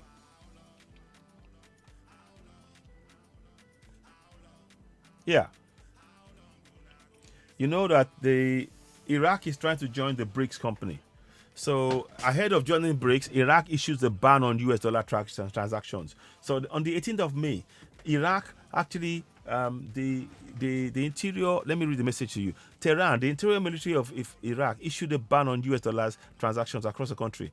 Iraq is one of the among 24 countries that have shown interest to join the BRICS alliance and accept the new currency for global trade. The Iraqi government banned entities from initiating business and transactions with the US dollar early this week. Iraqis aim to control the fluctuating black market exchange rate that has been plaguing their country for long enough. The same thing, because we have multi-currencies in Nigeria, that's the same thing that they're facing, more or less. The development is also designed to strengthen the usage of Iraqi dinar in the nation's forex markets. The ministry aims to lower the difference between the official exchange rate offered by the government and the exchange rate that's thriving in the black markets. The move will reduce dependency on the US dollar and bolster its native currency, Iraq dinar. The dinar is the national currency of Iraq. Your commitment to transact in it instead of foreign currencies boosts the country's sovereignty and economy. The statement said. The ministry also pointed out that failing to do so will lead to criminal offense and punishable punishable crimes. The law will hold accountable anyone who attempts to undermine the Iraqi dinar, the economy said. General Hussein Al-Tamimi, who heads the operation directorate, explained that officers will be fined 1 million Iraqi dinars. Moreover, repeat offenders will attract harsher punishment, including double the fine within a year's imprisonment. If the violator repeats it, he will face imprisonment, penalty of up to 1 year plus 1 million Iraqi dinar, financial fine. In case of a third person violation, the penalty will be doubled and will have the business license turned. Tamimi said, Iraqi is looking to join BRICS bloc in a move to end reliance on US dollar. The nation is ready to accept the new currency to settle cross-border transactions.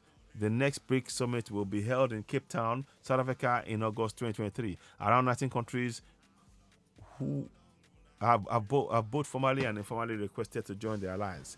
So if more countries join BRICS, the expansion of BRICS Plus will only hurt the markets of the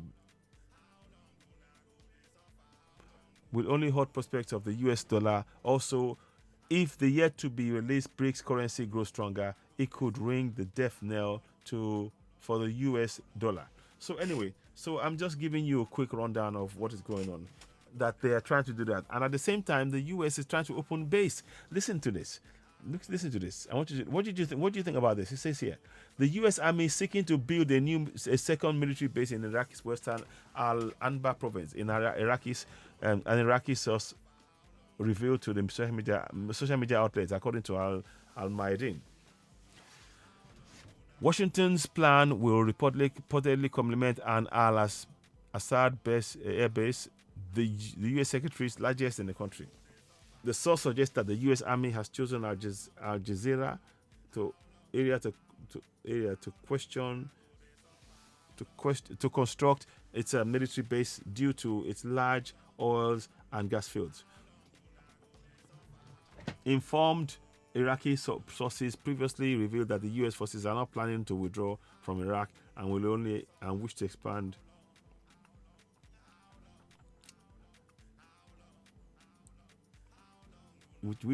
an alliance base further. U.S. officials are looking to expand their military presence in Iraq, citing ISIS as the reasoning to stay in Iraq and not in Syria, despite the fact that the group has largely been defeated. See, where there are resources, they're looking for ways to not come back in. Anyway, that's the story. I don't want to read too much more. And I wanted to really just give you a flavor of what is being said.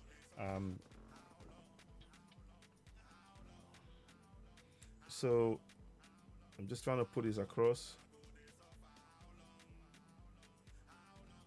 Yeah. Exactly.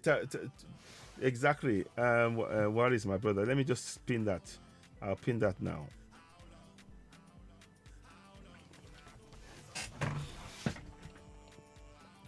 So, we have a lot of work to do. So we can see now that the option of saying that, we're not going to participate in our governance is not an option for us. It is a pathway to lead us to the road where we're going, which is Yoruba Nation. We need to make sure that we do not allow for frivolous comments to be made, comments that do not bring this movement, Yoruba Nation movement, forward. So I want to really thank you all for joining us. And let me just see what is happening with this one. 1 second, please. 1 second. I want to just see how long have we gotten there.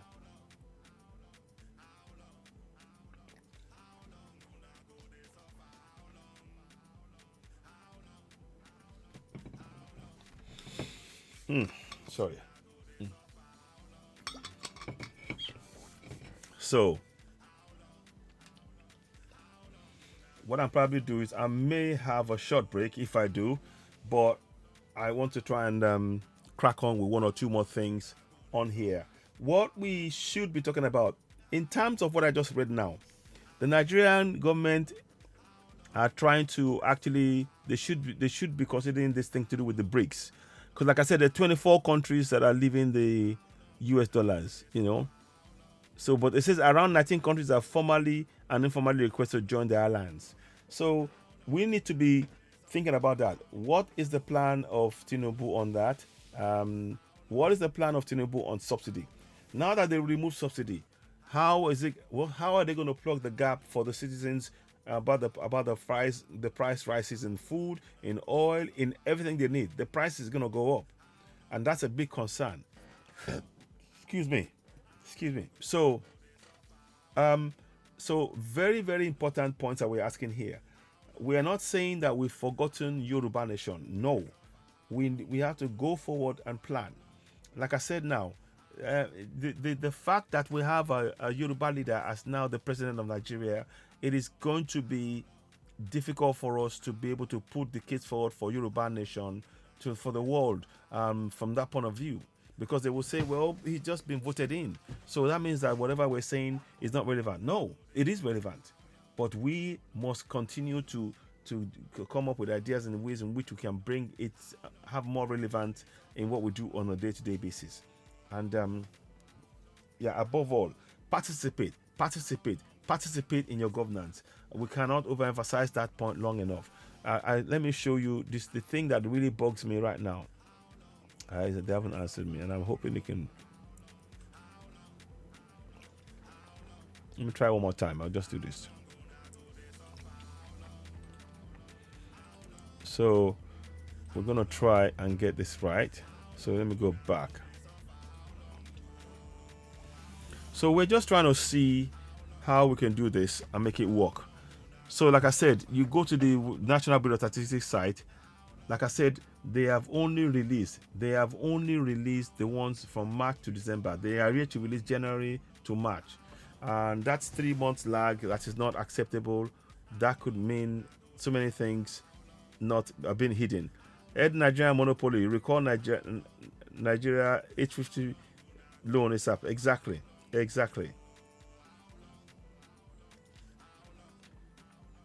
So I can't overemphasize why I come here and talk about these things. This is going to impact schools, villages, things. Let me see one thing to show you now. Let us look at one place where there's a lot of money in Ekiti total, and then see how much 281. So sorry,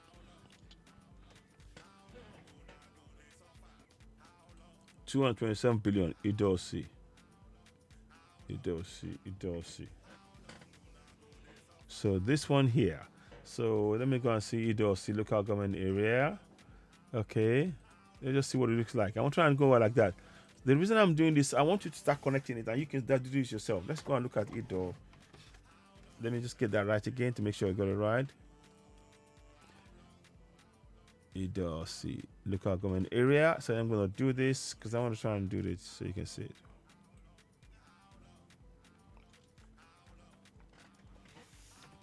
So let's try and look at that now. And that's what we should be doing, to be connecting the dots,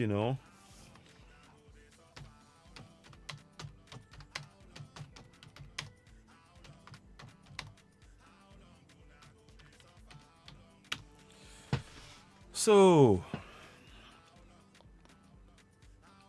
keep in mind, let me just show you now, because we need to be doing this every day.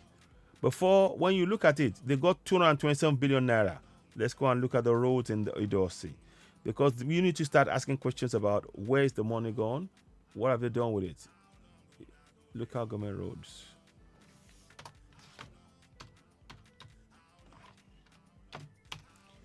So now let's just see.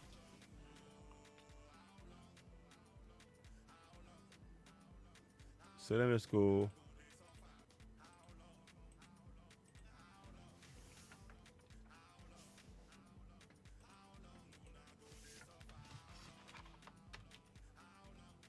One second, please.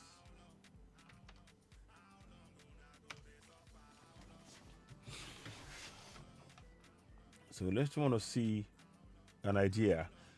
Now that's their road. That's their road there. Meeting. That's what they show you. So you need to be looking at this. So when you're seeing this, you need to. The idea that we're doing is this is Ido OC. Let me see Ido OC. Ido OC. Yeah, see Ido OC. Ido. Here we go. So that's it there, right? Now let's go back again. So let's go now, for example. Now we've looked at the roads. These are the roads there. Let me see what else this one. It looks like it's see, look at that. So the reason I'm saying this is that when you now go and look at the spreadsheet, you now go here. So you can go 227 naira, a billion naira. Where's that money gone? So you see, you start connecting these things, and that's what you need to do. You have to join, be a member of a local community association, have a copy of the constitution in your pocket, on your phone. Encourage the local community association to have a copy of the constitution, section 142A and 142C. What you see on here. One second. See that you make sure that you have that in on every community association wall in your community. Then of course this figure here. See, for Ido see, 227 billion naira. So you begin to ask questions. Let's go at Ado Ekiti. Let's look at Ado Ekiti. Let's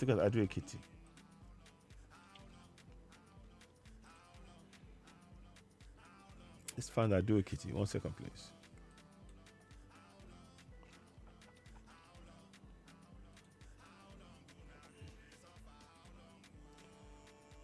So 1 second.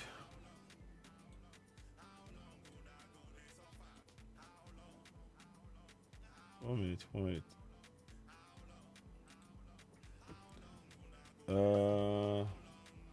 1 minute, please.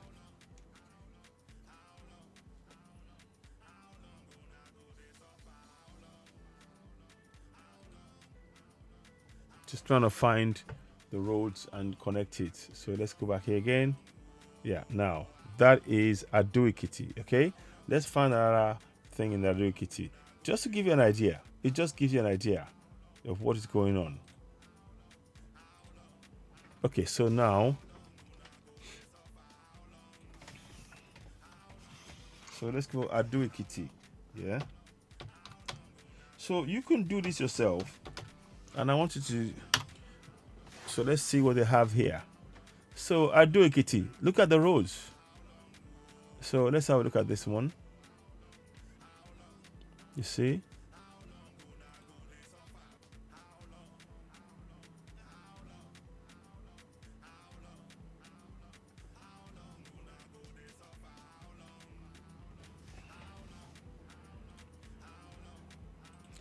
I'm just trying to see. So that's Ado Ekiti, yeah? 2022, that's bad roads. So Ado Ekiti, look at that again. I'm just doing random here. That is in December, 283 billion naira.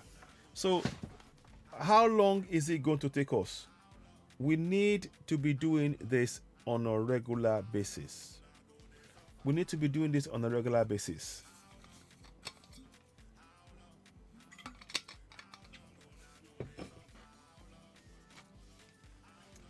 We need to also bear in mind that without doing this and showing our people this kind of thing, I'm just going to pick random. I'll just be doing random connection like this. So that's Ado Ekiti, 283,000 naira, billion naira for 1 month. That's for 1 month. So I cannot overemphasize how important this is. Please do share this broadcast. Hit the notification button. Give us a thumbs up. The more we do this, the more we reach more people, the more we can actually raise the level of awareness in our community. So I will see if I can come back again on live broadcast I'm trying to really make this thing work, and we need your support. Really do. We really do need that support. Uh, uh, yeah, yeah. 1 minute.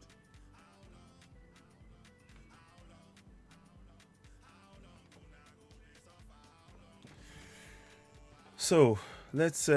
I'm gonna try and do it again. I'll try and get it on Facebook. Like I said, we have 100,000 followers, over 119,000 followers of Citizen NY on Facebook. Facebook has switched off the notification, and so when I come live, people just don't understand. You know, don't understand that. You know, they don't see it, and we're trying to make sure that over the course of time that people migrate with us onto the new platform of YouTube and of course on TikTok as well. Don't forget to subscribe to Citizen AY on TikTok, Instagram, Facebook, I mean YouTube, Twitter. Subscribe to us on there. Just join us so that we have that, be able to have avenues in which I can reach you on multiple platforms. What is it now? I'm just trying to go.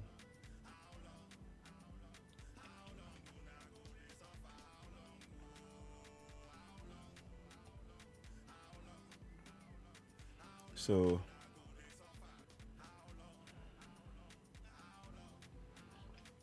let me just get this done.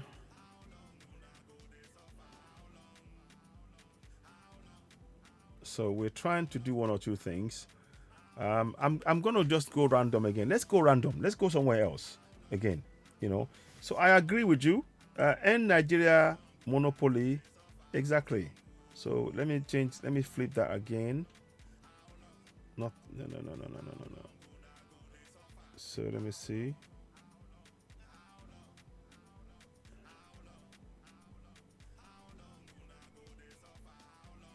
No.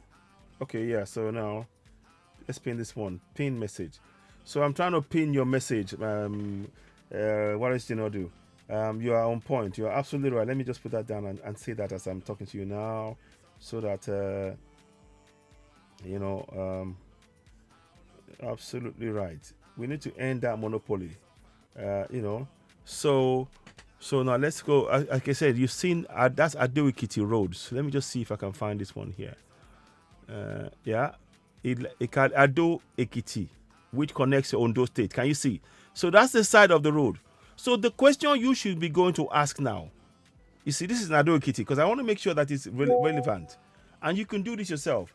The question you should be asking is, you guys received this money in December. This is how much you received. 283 billion naira. So it's not that there's no money, but because we are not collectively asking as a community, we need to come together and ask that question and say, this is the money that you're receiving. We should then be putting pressure on the elected officials on ground. Don't wait for one person. Don't say somebody else will come and do it. You need to be part of that process. Let me quickly check something else as well. And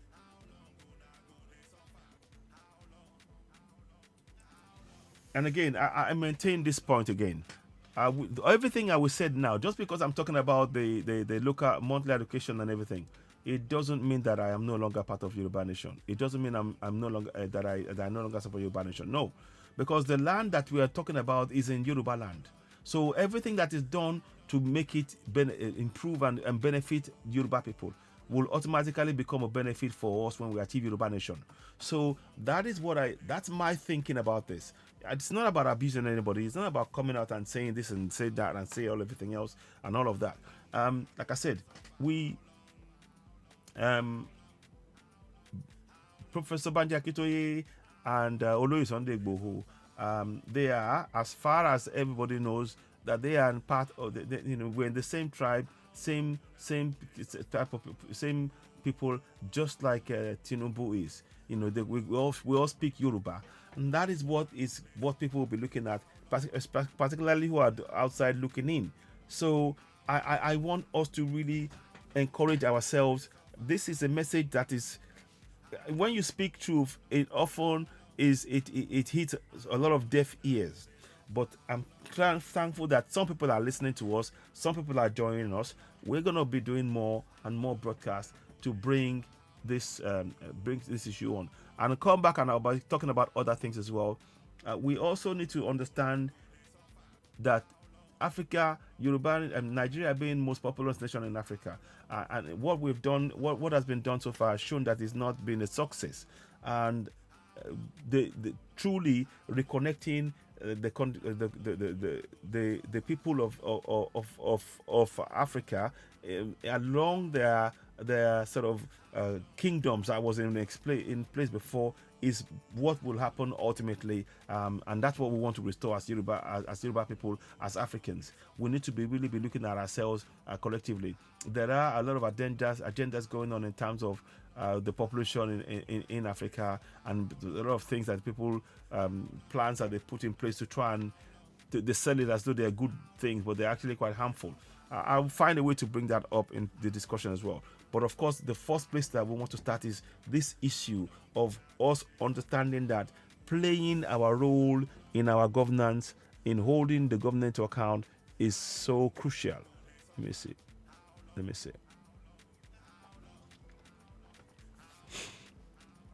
Let us go and look at somewhere. Let us go and look at somewhere where there's a lot of money. It was a lot of where they paid a lot of money.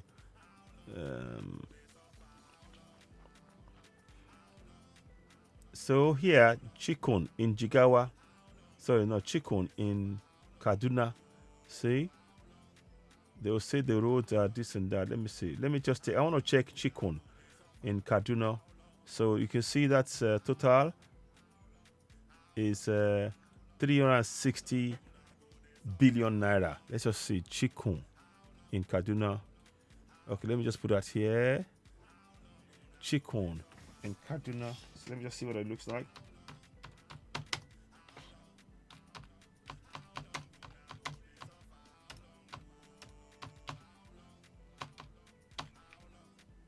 I'm trying to really broaden our thinking. Chikun. Okay. So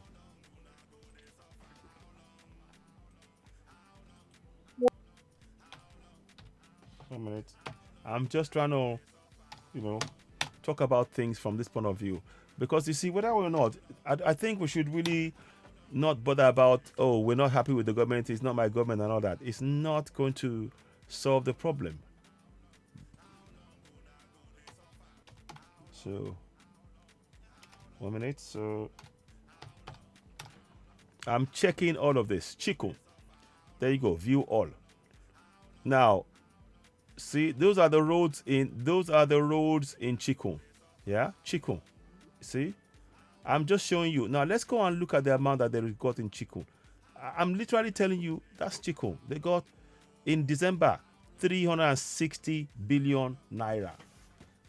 All of this is,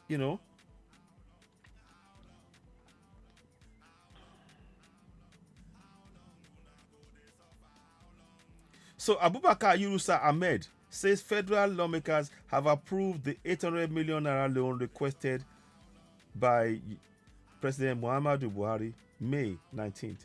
You see, so they've approved this now. The new government should have a say in this, don't you think? Shouldn't the new government have a say in this? I mean, I'm just showing you. These are, look at the roads. Look at this. That's their roads there.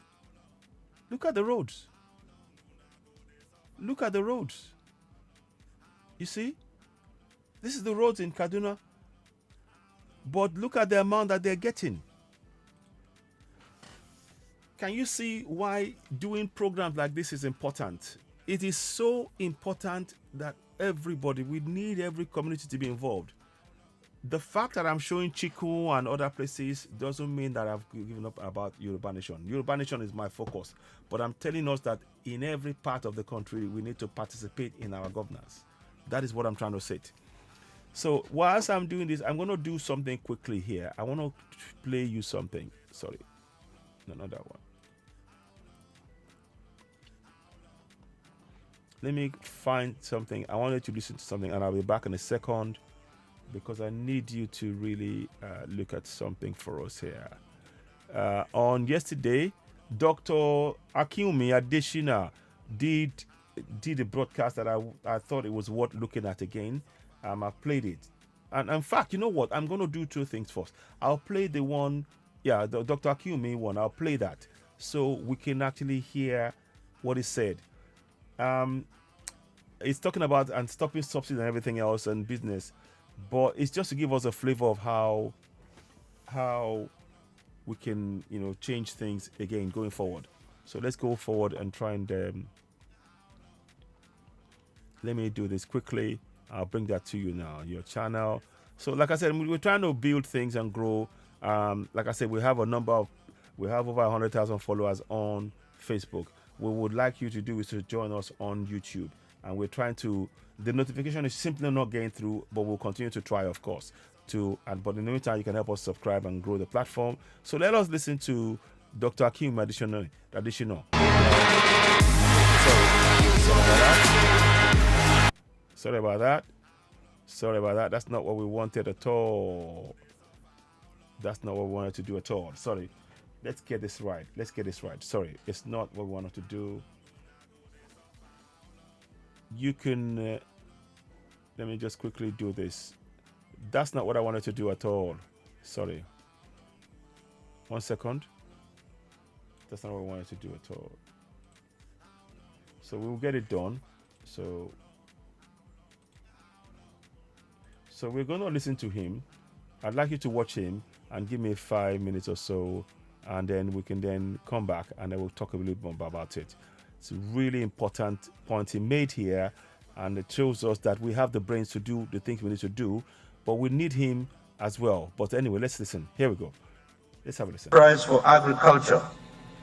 Dr. Adeshina was also announced as the winner of the 2020 Distinguished Fellowship Award by the Academy of Public Health, the flagship body of the West African Institute of Public Health, in December 2020. Your Excellencies, distinguished ladies and gentlemen, Dr. Akinwumi Adeshina, President, African Development Bank, AFDB, strengthening the Nigerian economy.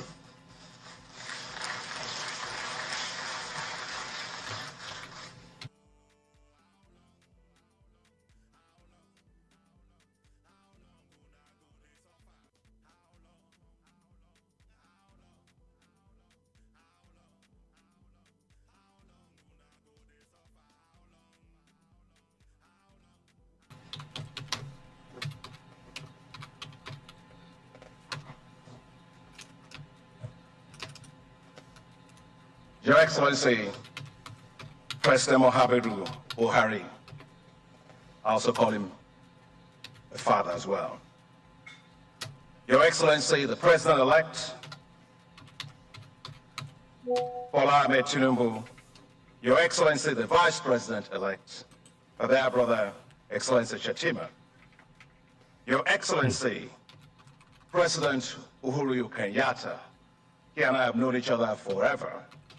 Former President of the Republic of Kenya, the Secretary of the Government of the Federation, their brother, Boss Mustafa, and thank you. So you guys carry on for a minute. Let me just finished the annual meetings of the African Development Bank, Mr. President, yesterday at about midnight, and I had to get on the flight to be here this morning. That's why I came. Yeah, I'll just continue on. Just give me a few minutes. I'll be following it and I'll be joining you presently. Thank you. Your Eminence, Your Royal Highnesses, distinguished ladies and gentlemen, friends of Nigeria, beloved Nigerians. I wish to start by thanking you, Mr. President, for inviting me to the ceremonies for the swearing in of the incoming President, His Excellency Bola Ahmed Tinubu. I would like to congratulate you, Mr. President, for this achievement of the 7th democratic transition of our beloved country. I would like to congratulate the incoming President and also the incoming Vice President. I wish to thank the Secretary of the Government of the Federation, Boss Mustafa, the Chairman and members of the Presidential Transition Council for inviting me to speak at this inauguration lecture for the incoming President of Nigeria. It is such a great honor to share my views and perspectives after the wonderful speech that has been given by my very dear friend and brother, His Excellency President Uhuru Kenyatta, as our nation gets ready to have a passing of the baton between His Excellency President Muhammadu Buhari and the incoming President, His Excellency Asiwaju Ahmed Bola Tinubu. It is your turn.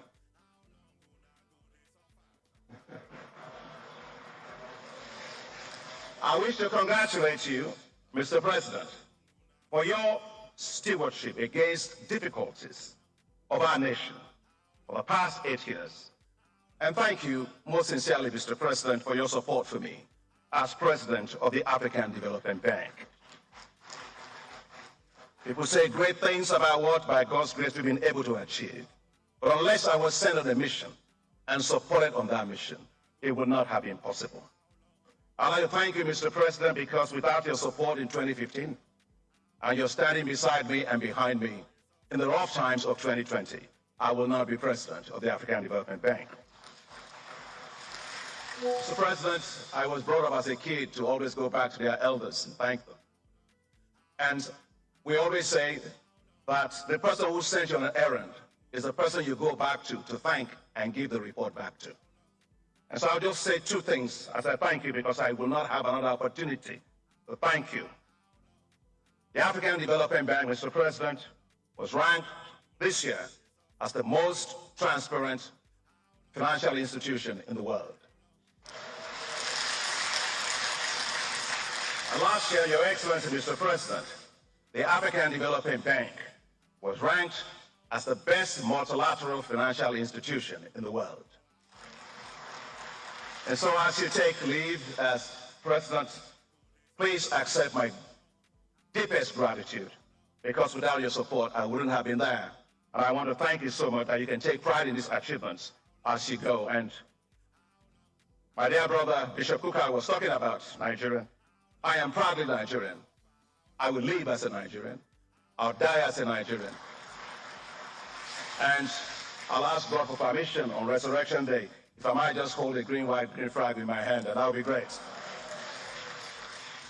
I would like to congratulate the incoming President, His Excellency Bola Ahmed Tinubu, GCFR, who will take over the mantle of leadership from Nigeria from you.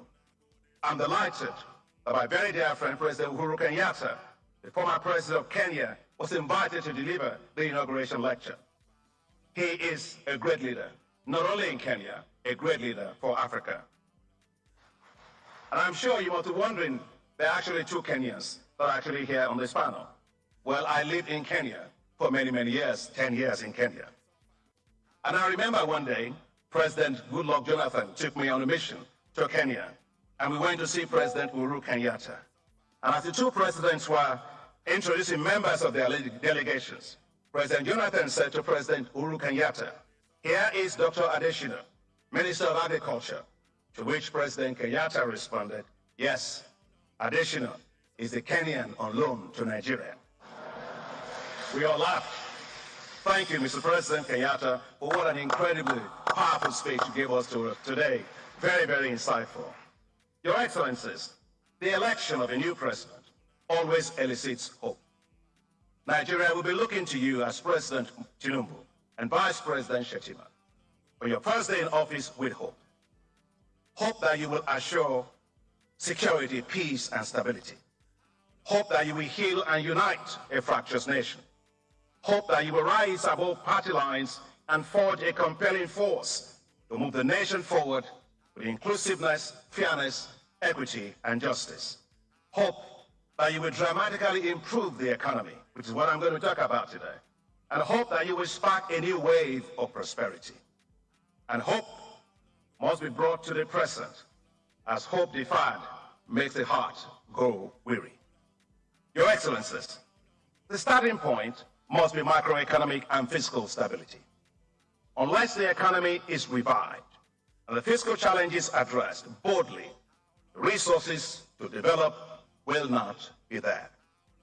No bird can fly if its wings are tied. Nigeria currently faces huge fiscal deficits, estimated at 6% of the GDP. This has been due to several challenges, including low receipts to dwindling revenues from export of crude oil, vandalism of pipelines, and illegal bunkering of crude oil. According to Nigeria's Debt Management Office, Nigeria now spends 96% of its revenue servicing debt, with the debt-to-revenue ratio rising from 83.2% in 2021 to 96.3% by 2022. Some will argue that the debt-to-GDP ratio at 34% is still low compared to other countries in Africa, and that is absolutely correct. But no one pays their debt using GDP. Debt is paid using revenue, and Nigeria's revenues have been declining. Nigeria earns revenue today to service debt and not to grow. The place to start, therefore, is to remove the inefficient fuel subsidies. Nigerian fuel subsidies benefit the rich, not the poor, fueling theirs and government's endless fleet of cars at the expense of the poor. Estimates show that the poorest 40% of the population consume just 3% of petrol. Fuel subsidies are killing the Nigerian economy, costing the economy of Nigeria $10 billion alone in 2022. Now that means that Nigeria is borrowing what it doesn't have to borrow for. If it simply eliminates these inefficient subsidies and uses the resources well for national development. Rather, support should be provided to private sector refineries and modular refineries to allow for efficiency and competitiveness to drive down fuel pump prices. The newly commissioned Dangote refinery, by Your Excellency, Mr. President, the largest single-train petroleum refinery in the world, as well as the petrochemical complex, will revolutionize Nigeria's economy. And congratulations to you, Mr. President. I'd also like to give congratulations to my dear brother, Aliko Dangote, for his amazing $19 billion investment. You've got Nigerians, Mr. President, who believe in Nigeria. He's one of them. I am one of them. And we are many of us. We believe in Nigeria. Your Excellencies, there's also an urgent need to look at the cost of governance. The cost of governance in Nigeria is way too high and should be drastically reduced to free up more resources for development. Nigeria is spending very little on development.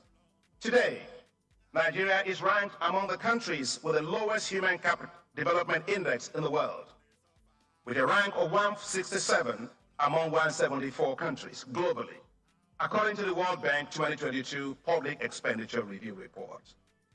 To meet Nigeria's massive infrastructure needs, according to this report, we require $3 trillion by 2050.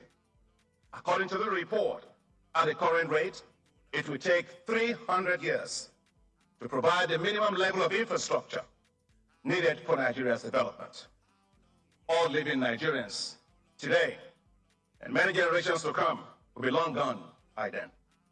We must therefore change this and change it decisively. Nigeria must rely more on the private sector for infrastructure development to reduce the fiscal burdens on the shoulders of government. Your Excellencies, much can be done to raise tax revenue, as tax to GDP ratio in Nigeria is still low. This must include improving tax collection, tax administration, but moving from tax exemption to tax redemption, ensuring that multinational companies pay appropriate royalties and taxes, and that leakages in tax collection are closed. However, simply raising taxes is not enough, as many question the value of paying taxes, hence a high level of tax avoidance. Many citizens provide their own electricity, sink their own boreholes to get access to water, repair their roads in their neighborhoods and in their towns. These are essentially high implicit taxes. Nigerians, therefore, today pay the highest implicit taxes in the world. Governments need to ensure effective social contracts by delivering quality public services. It is not the amount collected, it is how it is spent and what it's delivered. Nations that grow better, they run effective governments that assure social contracts with their citizens. Your Excellencies, we must rebalance the structure and performance of the economy. A very common refrain in Nigeria with every successive government is, we need to diversify the economy. But is it really so? The economy of Nigeria is one of the most diversified in Africa, with the oil sector accounting for only 15% of the GDP, and 85% is accounted for by other sectors. Nigeria's challenge is not diversification. Nigeria's challenge is revenue concentration. And that is because the oil sector accounts for 75.4% of export revenue and 50% of all government revenue. The solution, therefore, is to unlock the bottlenecks that are hampering the 85% of the economy. These include low productivity, very poor infrastructure and logistics, despite gains being made, epileptic power supply, inadequate access to finance for small and medium-sized enterprises. Nigeria must also shift away from just relying on import substitution to export-focused industrialization. No team in soccer can ever win by playing defense. Every team that wins in soccer, they win by playing offense. When you do export-led industrialization, that's offense. That's how economies will grow, and that's how we will thrive. Your Excellencies, for faster growth, Nigeria must fix decisively the issue of power once and for all. There is no justification for Nigeria not having enough power. The abnormal have simply become normal. Nigeria's private sector is hampered by the high cost of power. Providing electricity will make Nigerian industries more competitive, especially within the context of the African Continental Free Trade Area. And it's actually not brain surgery. Let me give two examples, Kenya and Egypt. With the support of the African Development Bank, working with President Kenyatta, he was able to expand electricity access in Kenya from 32% in 2013 to 75% in 2022.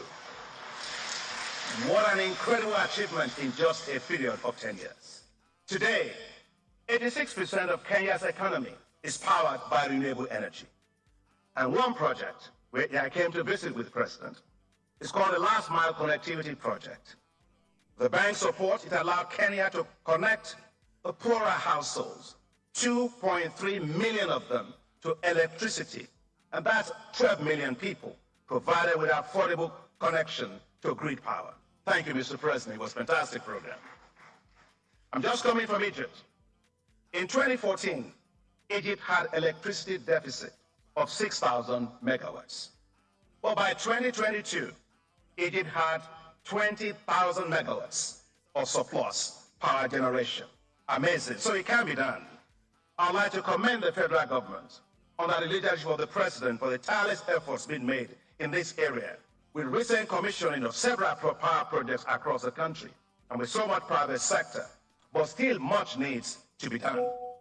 Nigeria should invest massively in renewable energy, especially solar. God loves Nigeria because solar, we got sun all the time in Nigeria. And that's why the African Development Bank is implementing $25 billion in what we call Desert to Power program to provide electricity for 250 million people all across 11 countries, including all the Sahel and including all of northern Nigeria. Your Excellencies, for inclusive development, which my dear sister Amina Mohammed just spoke about, Nigeria must completely revive its rural areas. Nigeria's rural areas are forgotten and have become zones of economic misery. To revive and transform these rural economies, we must make agriculture their main source of income, a business, and a wealth-creating sector. To be clear, agriculture is not a development activity.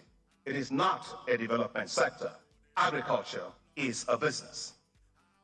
The development of special agro-industrial processing zones will transform agriculture in Nigeria, add value for agricultural value chains, and attract private sector food and agricultural businesses into these rural areas.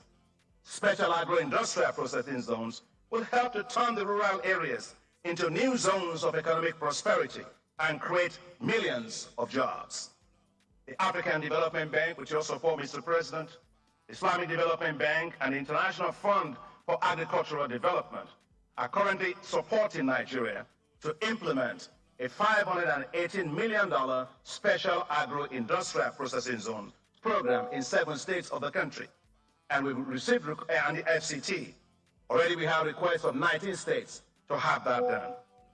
We are ready, Mr. President, and incoming Mr. Vice President and incoming President. We are fully ready to help you to expand this into every single state in Nigeria. And we are equally ready to help to revamp agricultural lending institutions to help modernize food and agriculture sector. Your Excellencies, the best asset of Nigeria is not its natural resources. Nigeria's best asset is its human capital. We must therefore invest heavily in human capital to build up Nigeria's skills that we need to be globally competitive in a rapidly digitized global economy.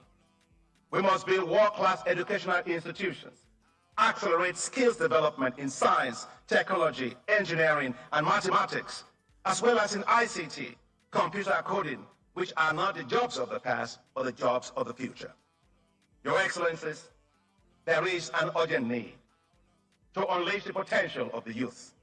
Today, over 75% of the population of Nigeria is under the age of 35. This presents a demographic advantage, but it must be turned into an economic advantage. Nigeria must create youth-based wealth. We must move from the so-called youth empowerment programs. The youth do not need handouts. They need investments. The current banking system will not lend to the youth. If you're a young person, you go to a bank, they ask you how old are you, you say 21 years old. They ask you to go bring your tax receipts for the last 25 years. How does that work? Special funds, while palliative in approach, are also not systemic and are also not sustainable. What is needed to unleash the entrepreneurship of the youth of Nigeria are brand new financial ecosystems that understands, values, promotes, and provides financial instruments and platforms for nurturing business ventures of the youth in Nigeria at scale. The African Development Bank and partners, including the Agence Française de Développement, Islamic Development Bank, and others, we launched right here in Nigeria the $618 million IDICE program to develop digital and creative enterprises. Mr. President, under your leadership, this is one of the great things I hope that you're most proud of. These things will create 6 million jobs and add $6.3 billion to Nigeria's economy. Your Excellencies, as I close, the African Development Bank is currently working with central banks and countries all across Africa to design and to support the establishment of youth entrepreneurship investment banks. These will be new financial institutions run by young, professional, highly competent experts and bankers to develop and deploy new financial products and services for businesses and ventures of young people. Several African countries have already agreed to set up the Youth Entrepreneurship Investment Banks. Nigeria should establish the Youth Entrepreneurship Investment Bank. Your Excellency, Mr. President, thank you very much. Your Excellency, Mr. Vice President-elect, let me now close. Nigeria's economy needs to soar. You have an incredible opportunity to make history. History by building a resurgent Nigeria, a united and prosperous Nigeria. It is Nigeria's turn. I wish you all the very best for success. May God bless you, may God help you, and may God bless the Federal Republic of Nigeria.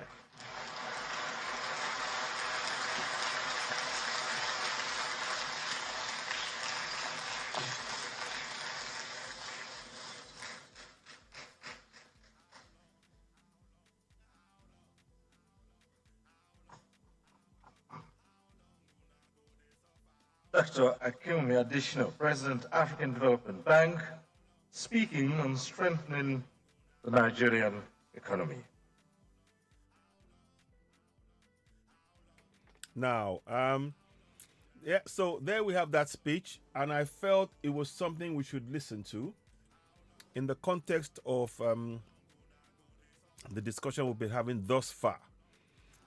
Because one of the things that I beg your pardon, now just be 1 second, give me a minute, please. I'm just gonna. One of the things that I've been trying to advocate is that we have the know-how. Mr. Dr. Akinwumi Adesina, he represents the knowledge base that we have, the know-how, yes, de-dollarization. No, yes, de-dollarization is a thing. It must happen. So what I agree with you, Alagwa Waris, do. Thank you so much. We need to be focusing on. These are the things that those of us who are advocates of Yoruba Nation, we should be looking, honestly, we should be looking forward. There is no point in saying we're just going to stick on one agenda. Everything we're doing, everything I'm doing, as I'm talking about this issue of about Yoruba Nation, I also have in my mind that this is what is going to change the lives of our people. These things here, de-dollarization is another thing that's mentioned by Alagwa Waris Jinodu, where he talked about de-dollarization because it is the groundswell. If you saw the broadcast, the thing I showed earlier, 19 to 24 countries are moving away from using dollar as their main, as a currency, as their favored currency. They are trying to now look at the Chinese dollar. So these are things that we should look at. But to be able to get to those places and things, we have to empower our people. And I want to, at this point, talk about the need for us to really understand that the churches and the mosques are preventing our people from exercising these powers. Because our people believe that if they go to the church and to the mosque, suddenly in their own community, and you pray collectively in your community, guess what? You will get the water, you will get the light. It's a lie. It's a lie. It is only when you exercise these powers collectively within your community that the water, the road, the light, the schools, the bridges, the healthcare, the safety, the security now becomes something within your community because you have collectively worked together for it. And that is what I'm trying to really inculcate here. I'm trying to inculcate that and to make sure people understand what is going on, what is being said, and how we can actually get the things that we need, and achieve that. And we can get those things we need through cooperation, through cooperation, so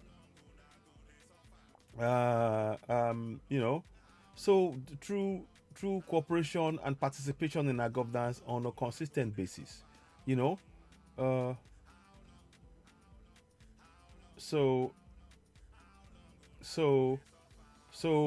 mean, we're getting different things going on. People are trying to reach and everything else, and I'm going to be reaching out to them and sort of as much as I can do it. But like I said, I'm trying to show people how we do things, and it's not about giving money. We need to. Our mindset has been so corrupted,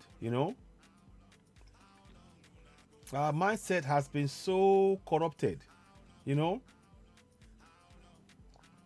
Our mind is so corrupted that we're not realizing what has been done to us, and how we've been so psychologically disempowered.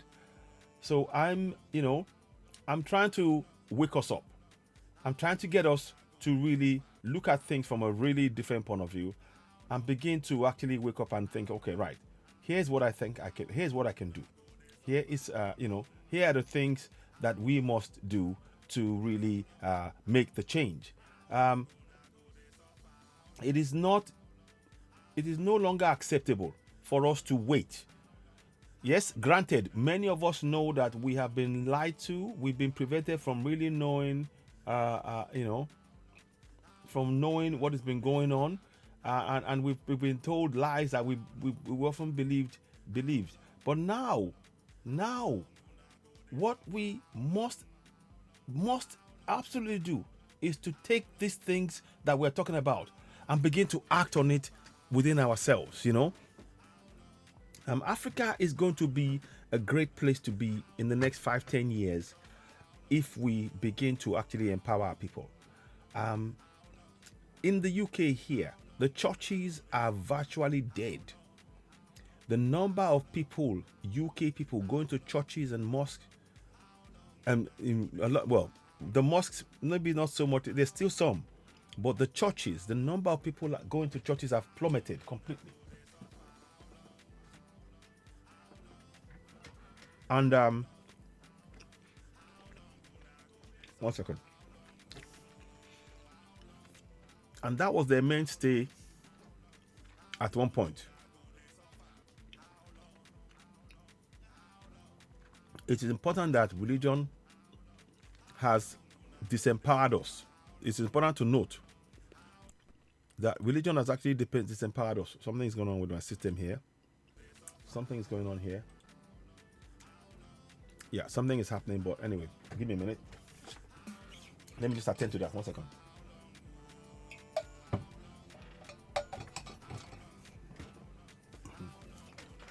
Just checking the system. It's important to know that what they've done with religion to us, and I keep saying this, is instead of engaging and following discussions like this and being able to take action collectively, they've made us to now use collective action in terms of praying and forgetting the real steps we must take collectively. So, and that's what we're trying to reverse in the discussions that we're having. And I want to thank you all, those of you who have subscribed to us, who have given us thumbs up. Continue to do so.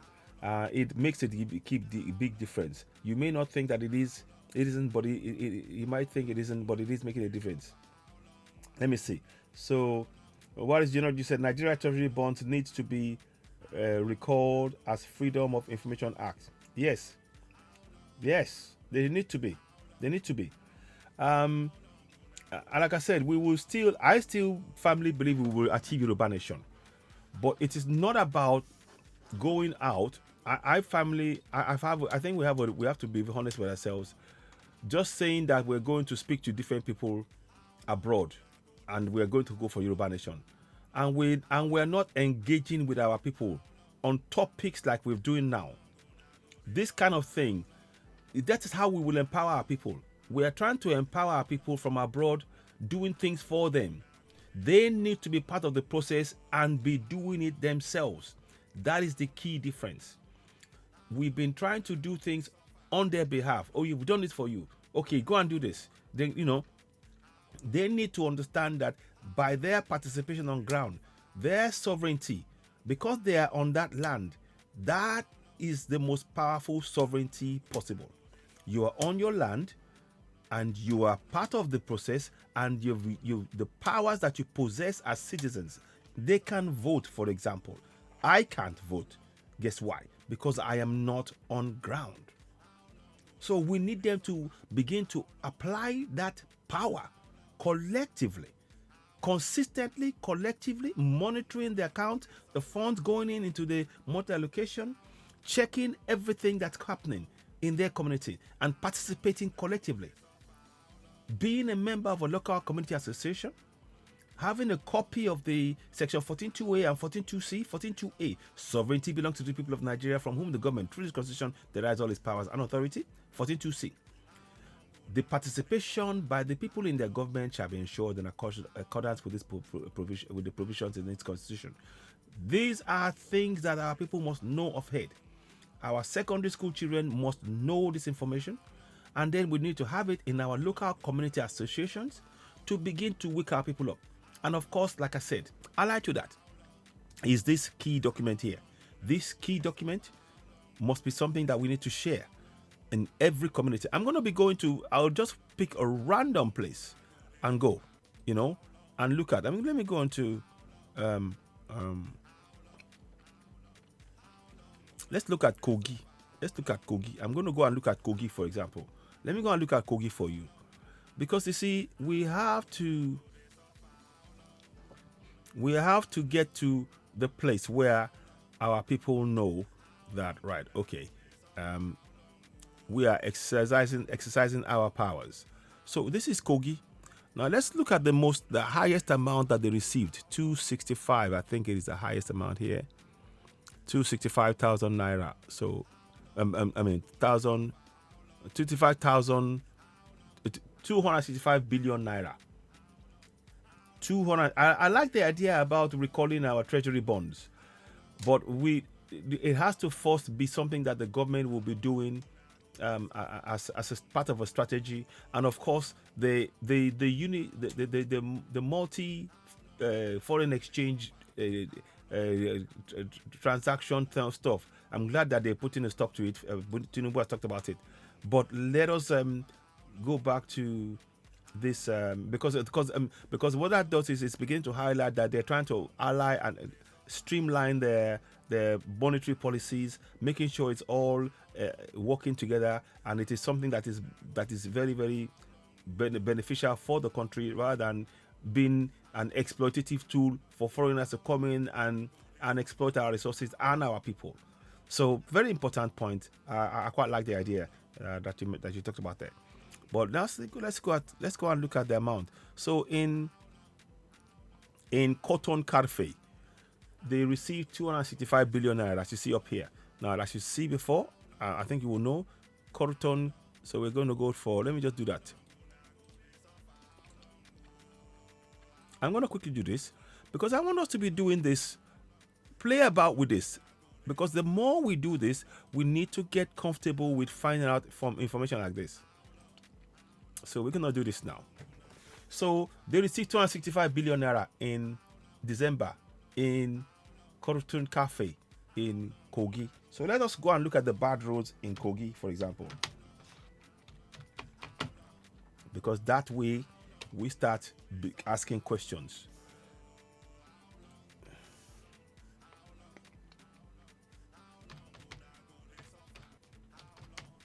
So let's go and look at it. So I'm just trying to get this going. The song you're hearing by the way, is a song I wrote and I sang myself. It's called How Long Am I Going to Suffer? So let us see. Okay. The Naira bond paper notes budget costs more than the face value than the Naira print. How do we correct the face value of the Naira? We have to monetize resources to bypass Naira currency. Yeah, we have to. Or establish the link. I think we need to reestablish the link between our resources and the Naira. That is the thing. And starting with gold. Gold is the most the place that we should start with. And linking gold to our currency is probably one of the things we need to be doing quite urgently. And then being part of the new BRICS thing. So let's have a look at this now. So these are the roads. These are the roads in. Let me just see. You see flooding. Let me just make sure. Let me get that one right. Actually.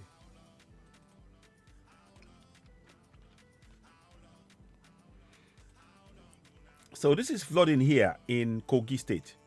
So motorists stranded as properties around Kogi battle worst floods. So you see that.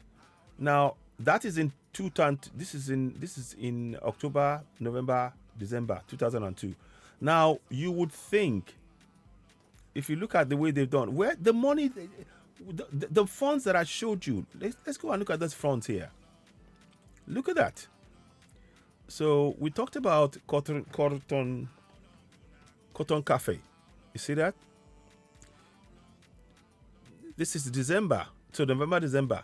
That is 265 billion. So if they started doing the work, that money came in, they could have really done a lot of work in terms of doing things. And they're getting this money per month. So the reason I'm showing you all of this and really going through this is to show that every community, and the money is going. It's going.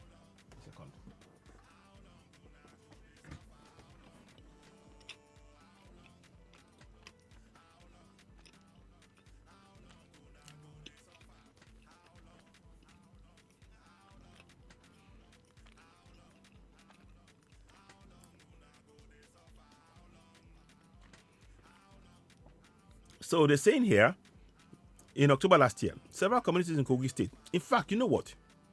Let's go and look at what money came through for Kogi in October last year. Let's go and do that. I have that information. Let's go and look at it. In that area. October. Okay. Just to show you, you know, yeah, it is. It is. It's artificial. You are absolutely right. You're so right, my brother. What is you not do? They are distracting us, and that's what we need to stop. Is stop the distraction, and by us taking control. So here we go now. Sorry about that.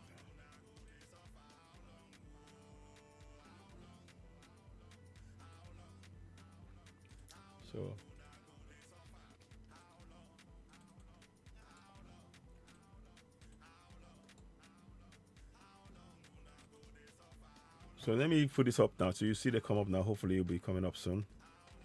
Now, there we go. So we're going to go to the LG details for October. So we're going to go to Cotton Cafe. Cotton Cafe in Kogi. You saw the flooding there. Now let us see how much money. I bet that money did not show up in part of the discussions. And this is what I'm saying. We need to be doing this, scrutinizing things.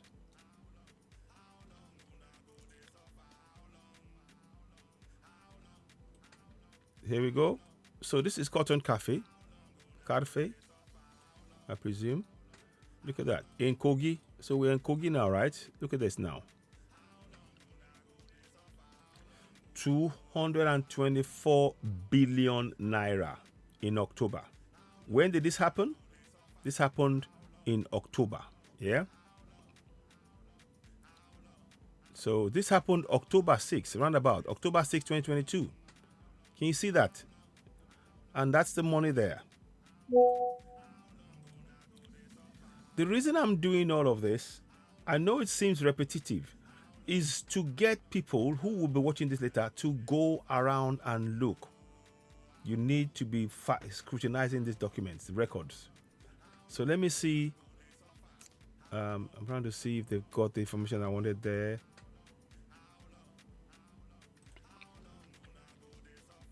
One second, please. I'm just trying to.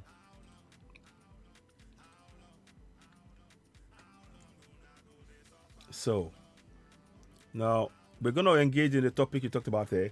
We have bitumen still to put ourselves to work. Absolutely. These are, I mean, in Ondo State, it's bitumen. I'll show you in a minute. We have abundance of bitumen. Let me just see if we would type something here. I don't want to do that. I'll show you in a minute now.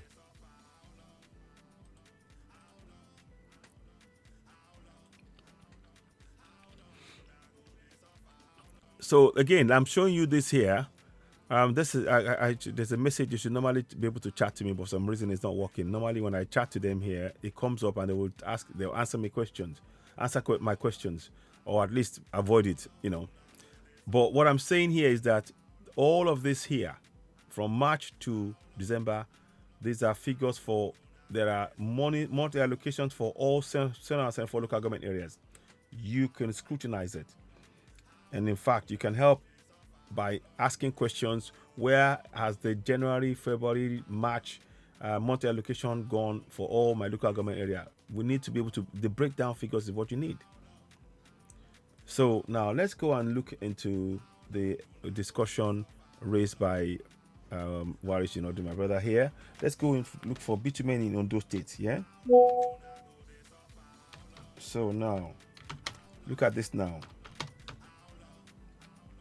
You'll see what I mean in a minute.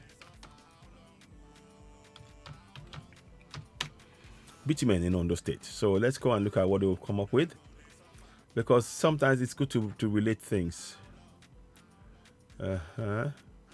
So it says here, you see, in fact, it even gives you the location. Agbabu is located on the so-called bitumen belt, southwestern Nigeria. The belt lies within 0060 degree 38.1 latitude and all that stuff. Anyway, within the eastern Dahomey Basin, spans Edo, Ondo, Ogun State.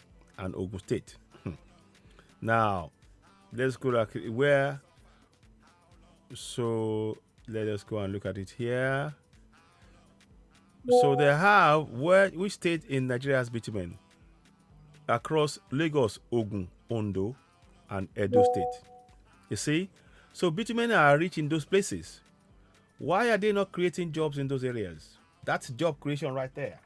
That's job creation right there. You know?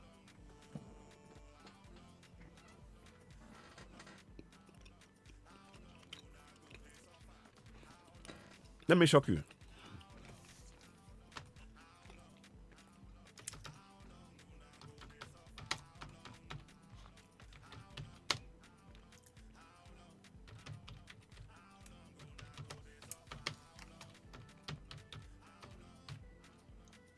So,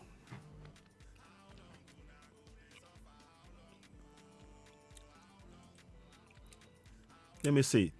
Gold in Nigeria, right? There's about 600,000 tons of gold.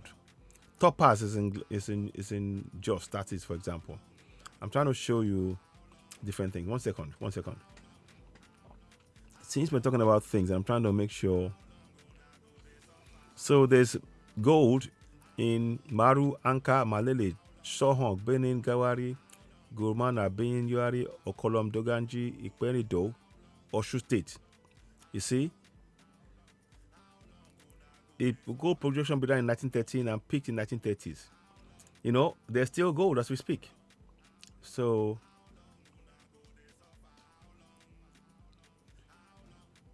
let me just see now. Not that one. So let me just go and look at this now.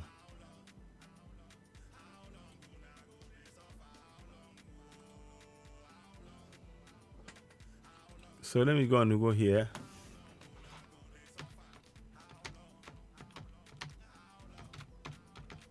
I want you to look at this. So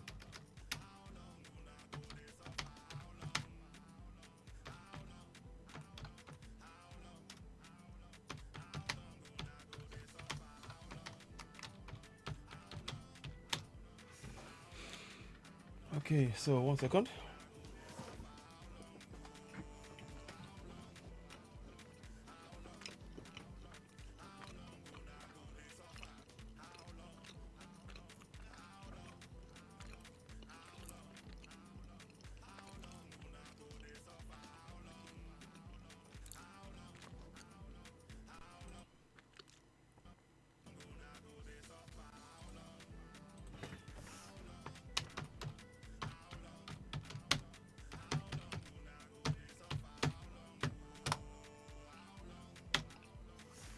Okay.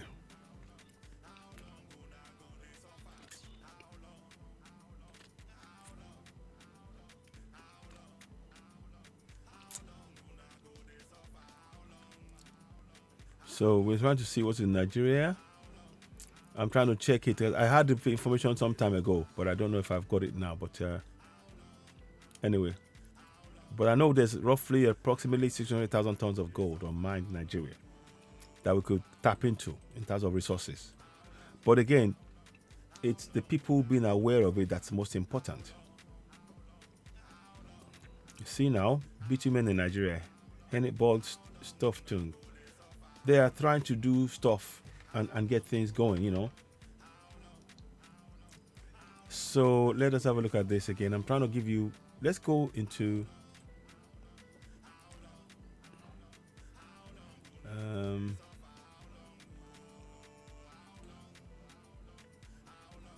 so 175 naira per liter is bitumen. Import about per annual. We should not be. It's being imported. Why are they importing what we have? Unless, of course, they're taking it out and processing it and bringing it back in, which is what must stop. I mean, this is exactly. Why is the debt and processing fee skyrocketing? Thank you. Very good questions. Very good questions, my brother. Very good questions.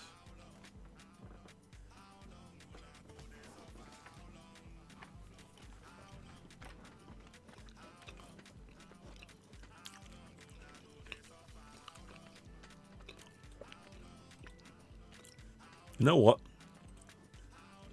Even Ondo State has the largest bitumen reserves.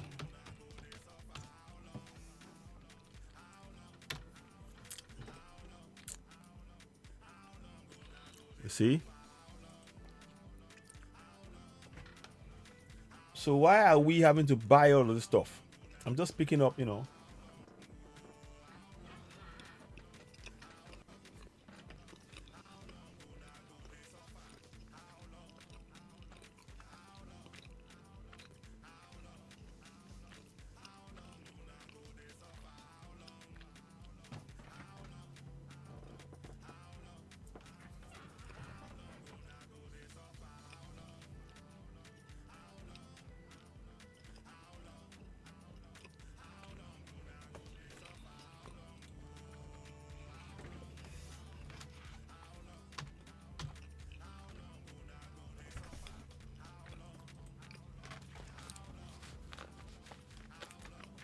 now.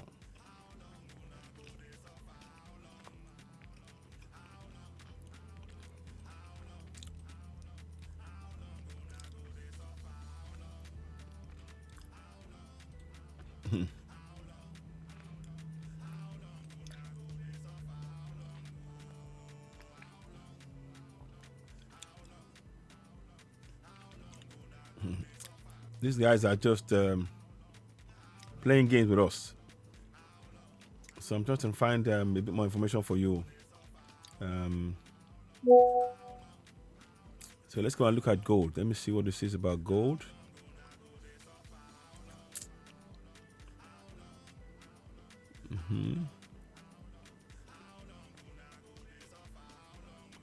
I'm just trying to give us ideas and things. Reason why Iraq want out of US. Yeah.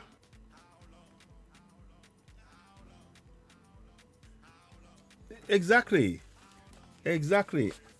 Oh. Hey, evening, Ekabo. Good afternoon, Alagba. Akalamagbu. Yes, my brother. Let me just say a quick hello to Akalamagbu, my brother here. We are trying to do something here to wake our people up. Let me just do this. Let me just do this now. Alagba Emma, Eke Mokinyo.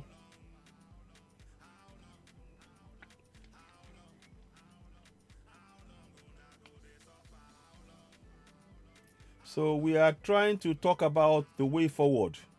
Yoruba Nation is what we want in the long run, but we cannot just stand still. We cannot,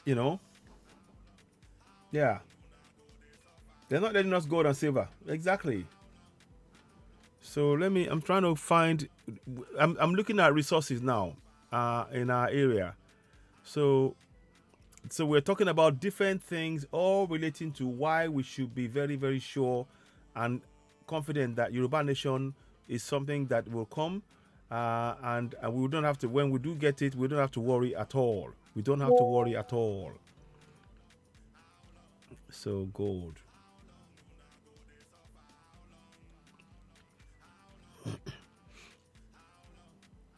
So let me just see what I can find here.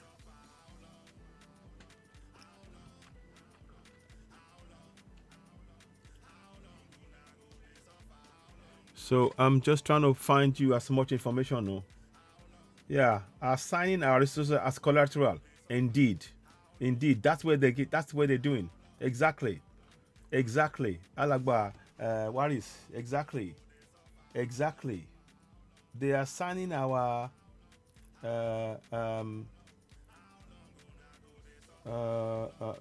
our resources as collateral. Oh.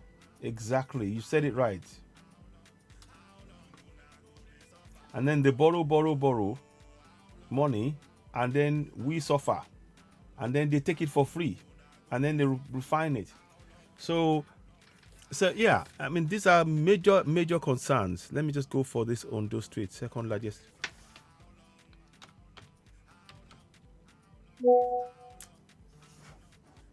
Just go here.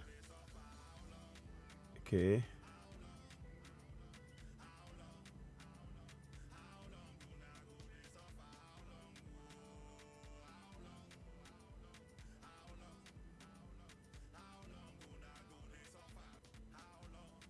So they're now saying they're going to do commencement of bitumen in Ondo State.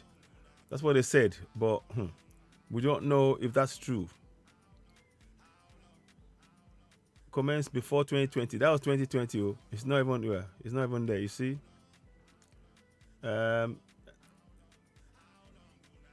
These are all empty talks. I'm just giving you ideas. I'm just giving us ideas as to what's going on now.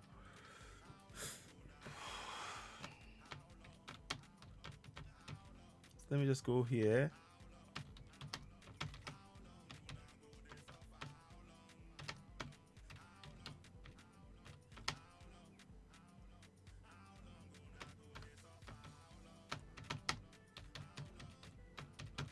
So my people, what I really wanted to do, yeah, Ondo State, listen to this, has the second largest bitumen deposit in the world, one of the largest natural gas deposits in the world.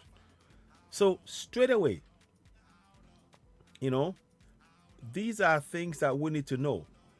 And we should not. Maryland sister state. No. They should not be our sister state. They're going to be taking away our resources for nothing. We shouldn't be accepting this nonsense. So look at that.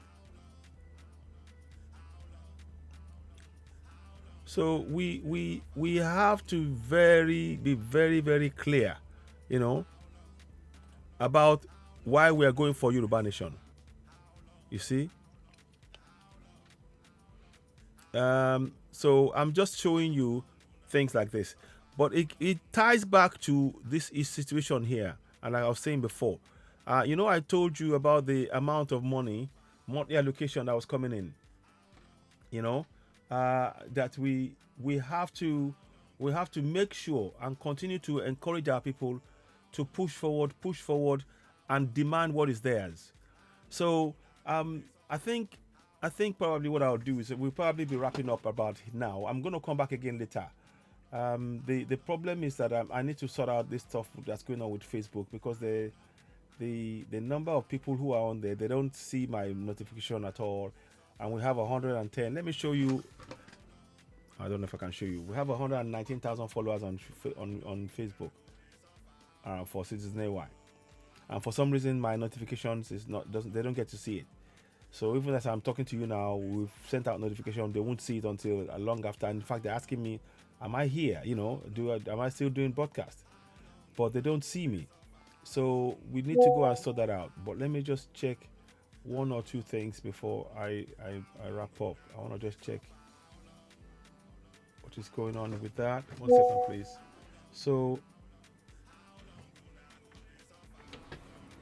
So we're trying very hard to rectify things. But before I go, most of all, the discussion that we've had today has centered around ensuring that we, the people, we benefit from our resources more than anything else. It's centered around that, and we've talked about that at length. We've tried to get people to be really on board with that, and give you more insight into why we must really encourage our people to go for self-determination. Those of you that have joined the earlier broadcast, thank you very much, Alagba Akalamagbo, Waris Jinadu, and others. Please don't forget to give us a thumbs up, hit notification button, spread the message. There is something going on, obviously, to keep the numbers down, but we're not going to be deterred. We will continue. And we're going to try and find out how we can free things and make sure we can improve our lot in life using our own resources, God-given resources, and our talent, combining the two to achieve that. But in the meantime, I really want to thank you so very much. I think we've been on this broadcast now for spread the message. There is I want to thank you all very much. To you know, to I want to try thank you very much for joining us on this podcast, and for spreading the word about it. I think we've been on here now almost 2 hours, if I'm correct. But I'll be back later on. I want to thank you all. Please help us reach more people. Share the broadcast. You can see what is on the screen. These are the states where your funds are going, where you get monthly payments. I'm showing you the local government areas. You need to be demanding for that, because that's a lot of money. Like I said, in Yoruba Nation combined, we have not raised a billion naira, and then you're seeing they got billions upon billions of naira and trillions of naira every month. So we need our people to be able to access that. So what's left for me to say is thank you so very much for joining this broadcast. Of course, I'll be back later on. We'll give more updates, and we'll continue to ensure that those of you who are on Oduduwa TV Radio, Citizen AY, on Facebook, please, we urge you to join us here. Join us here. This is where we will be doing most of our broadcast, and we'll probably do some on TikTok as well. But this is the main one, because Facebook is really, they're being very, very unfair and unjust in how we're being treated. But thank you so very much, my people. Thanks for joining. You've been watching Citizen AY, the platform where we speak truth to power. I'll be back later on. We will continue to enlighten and wake people up. Don't forget, the goal remains Yoruba Nation, but the destination, how to get to that destination, is through participation in our governance, holding those who elect your office to account, and ensuring that we monitor the monthly allocation, such as you see on the screen, and beginning to question each and every person who the money passes through their system. They have to their hands and the organization, and we need to direct where those funds are going to be used on our roads, on our water, on our hospital, schools, bridges, healthcare, all of that. So thank you so much. I'll be back later on. You're watching Citizen AY, the platform where we speak truth to power. Bye for now. Bye for now.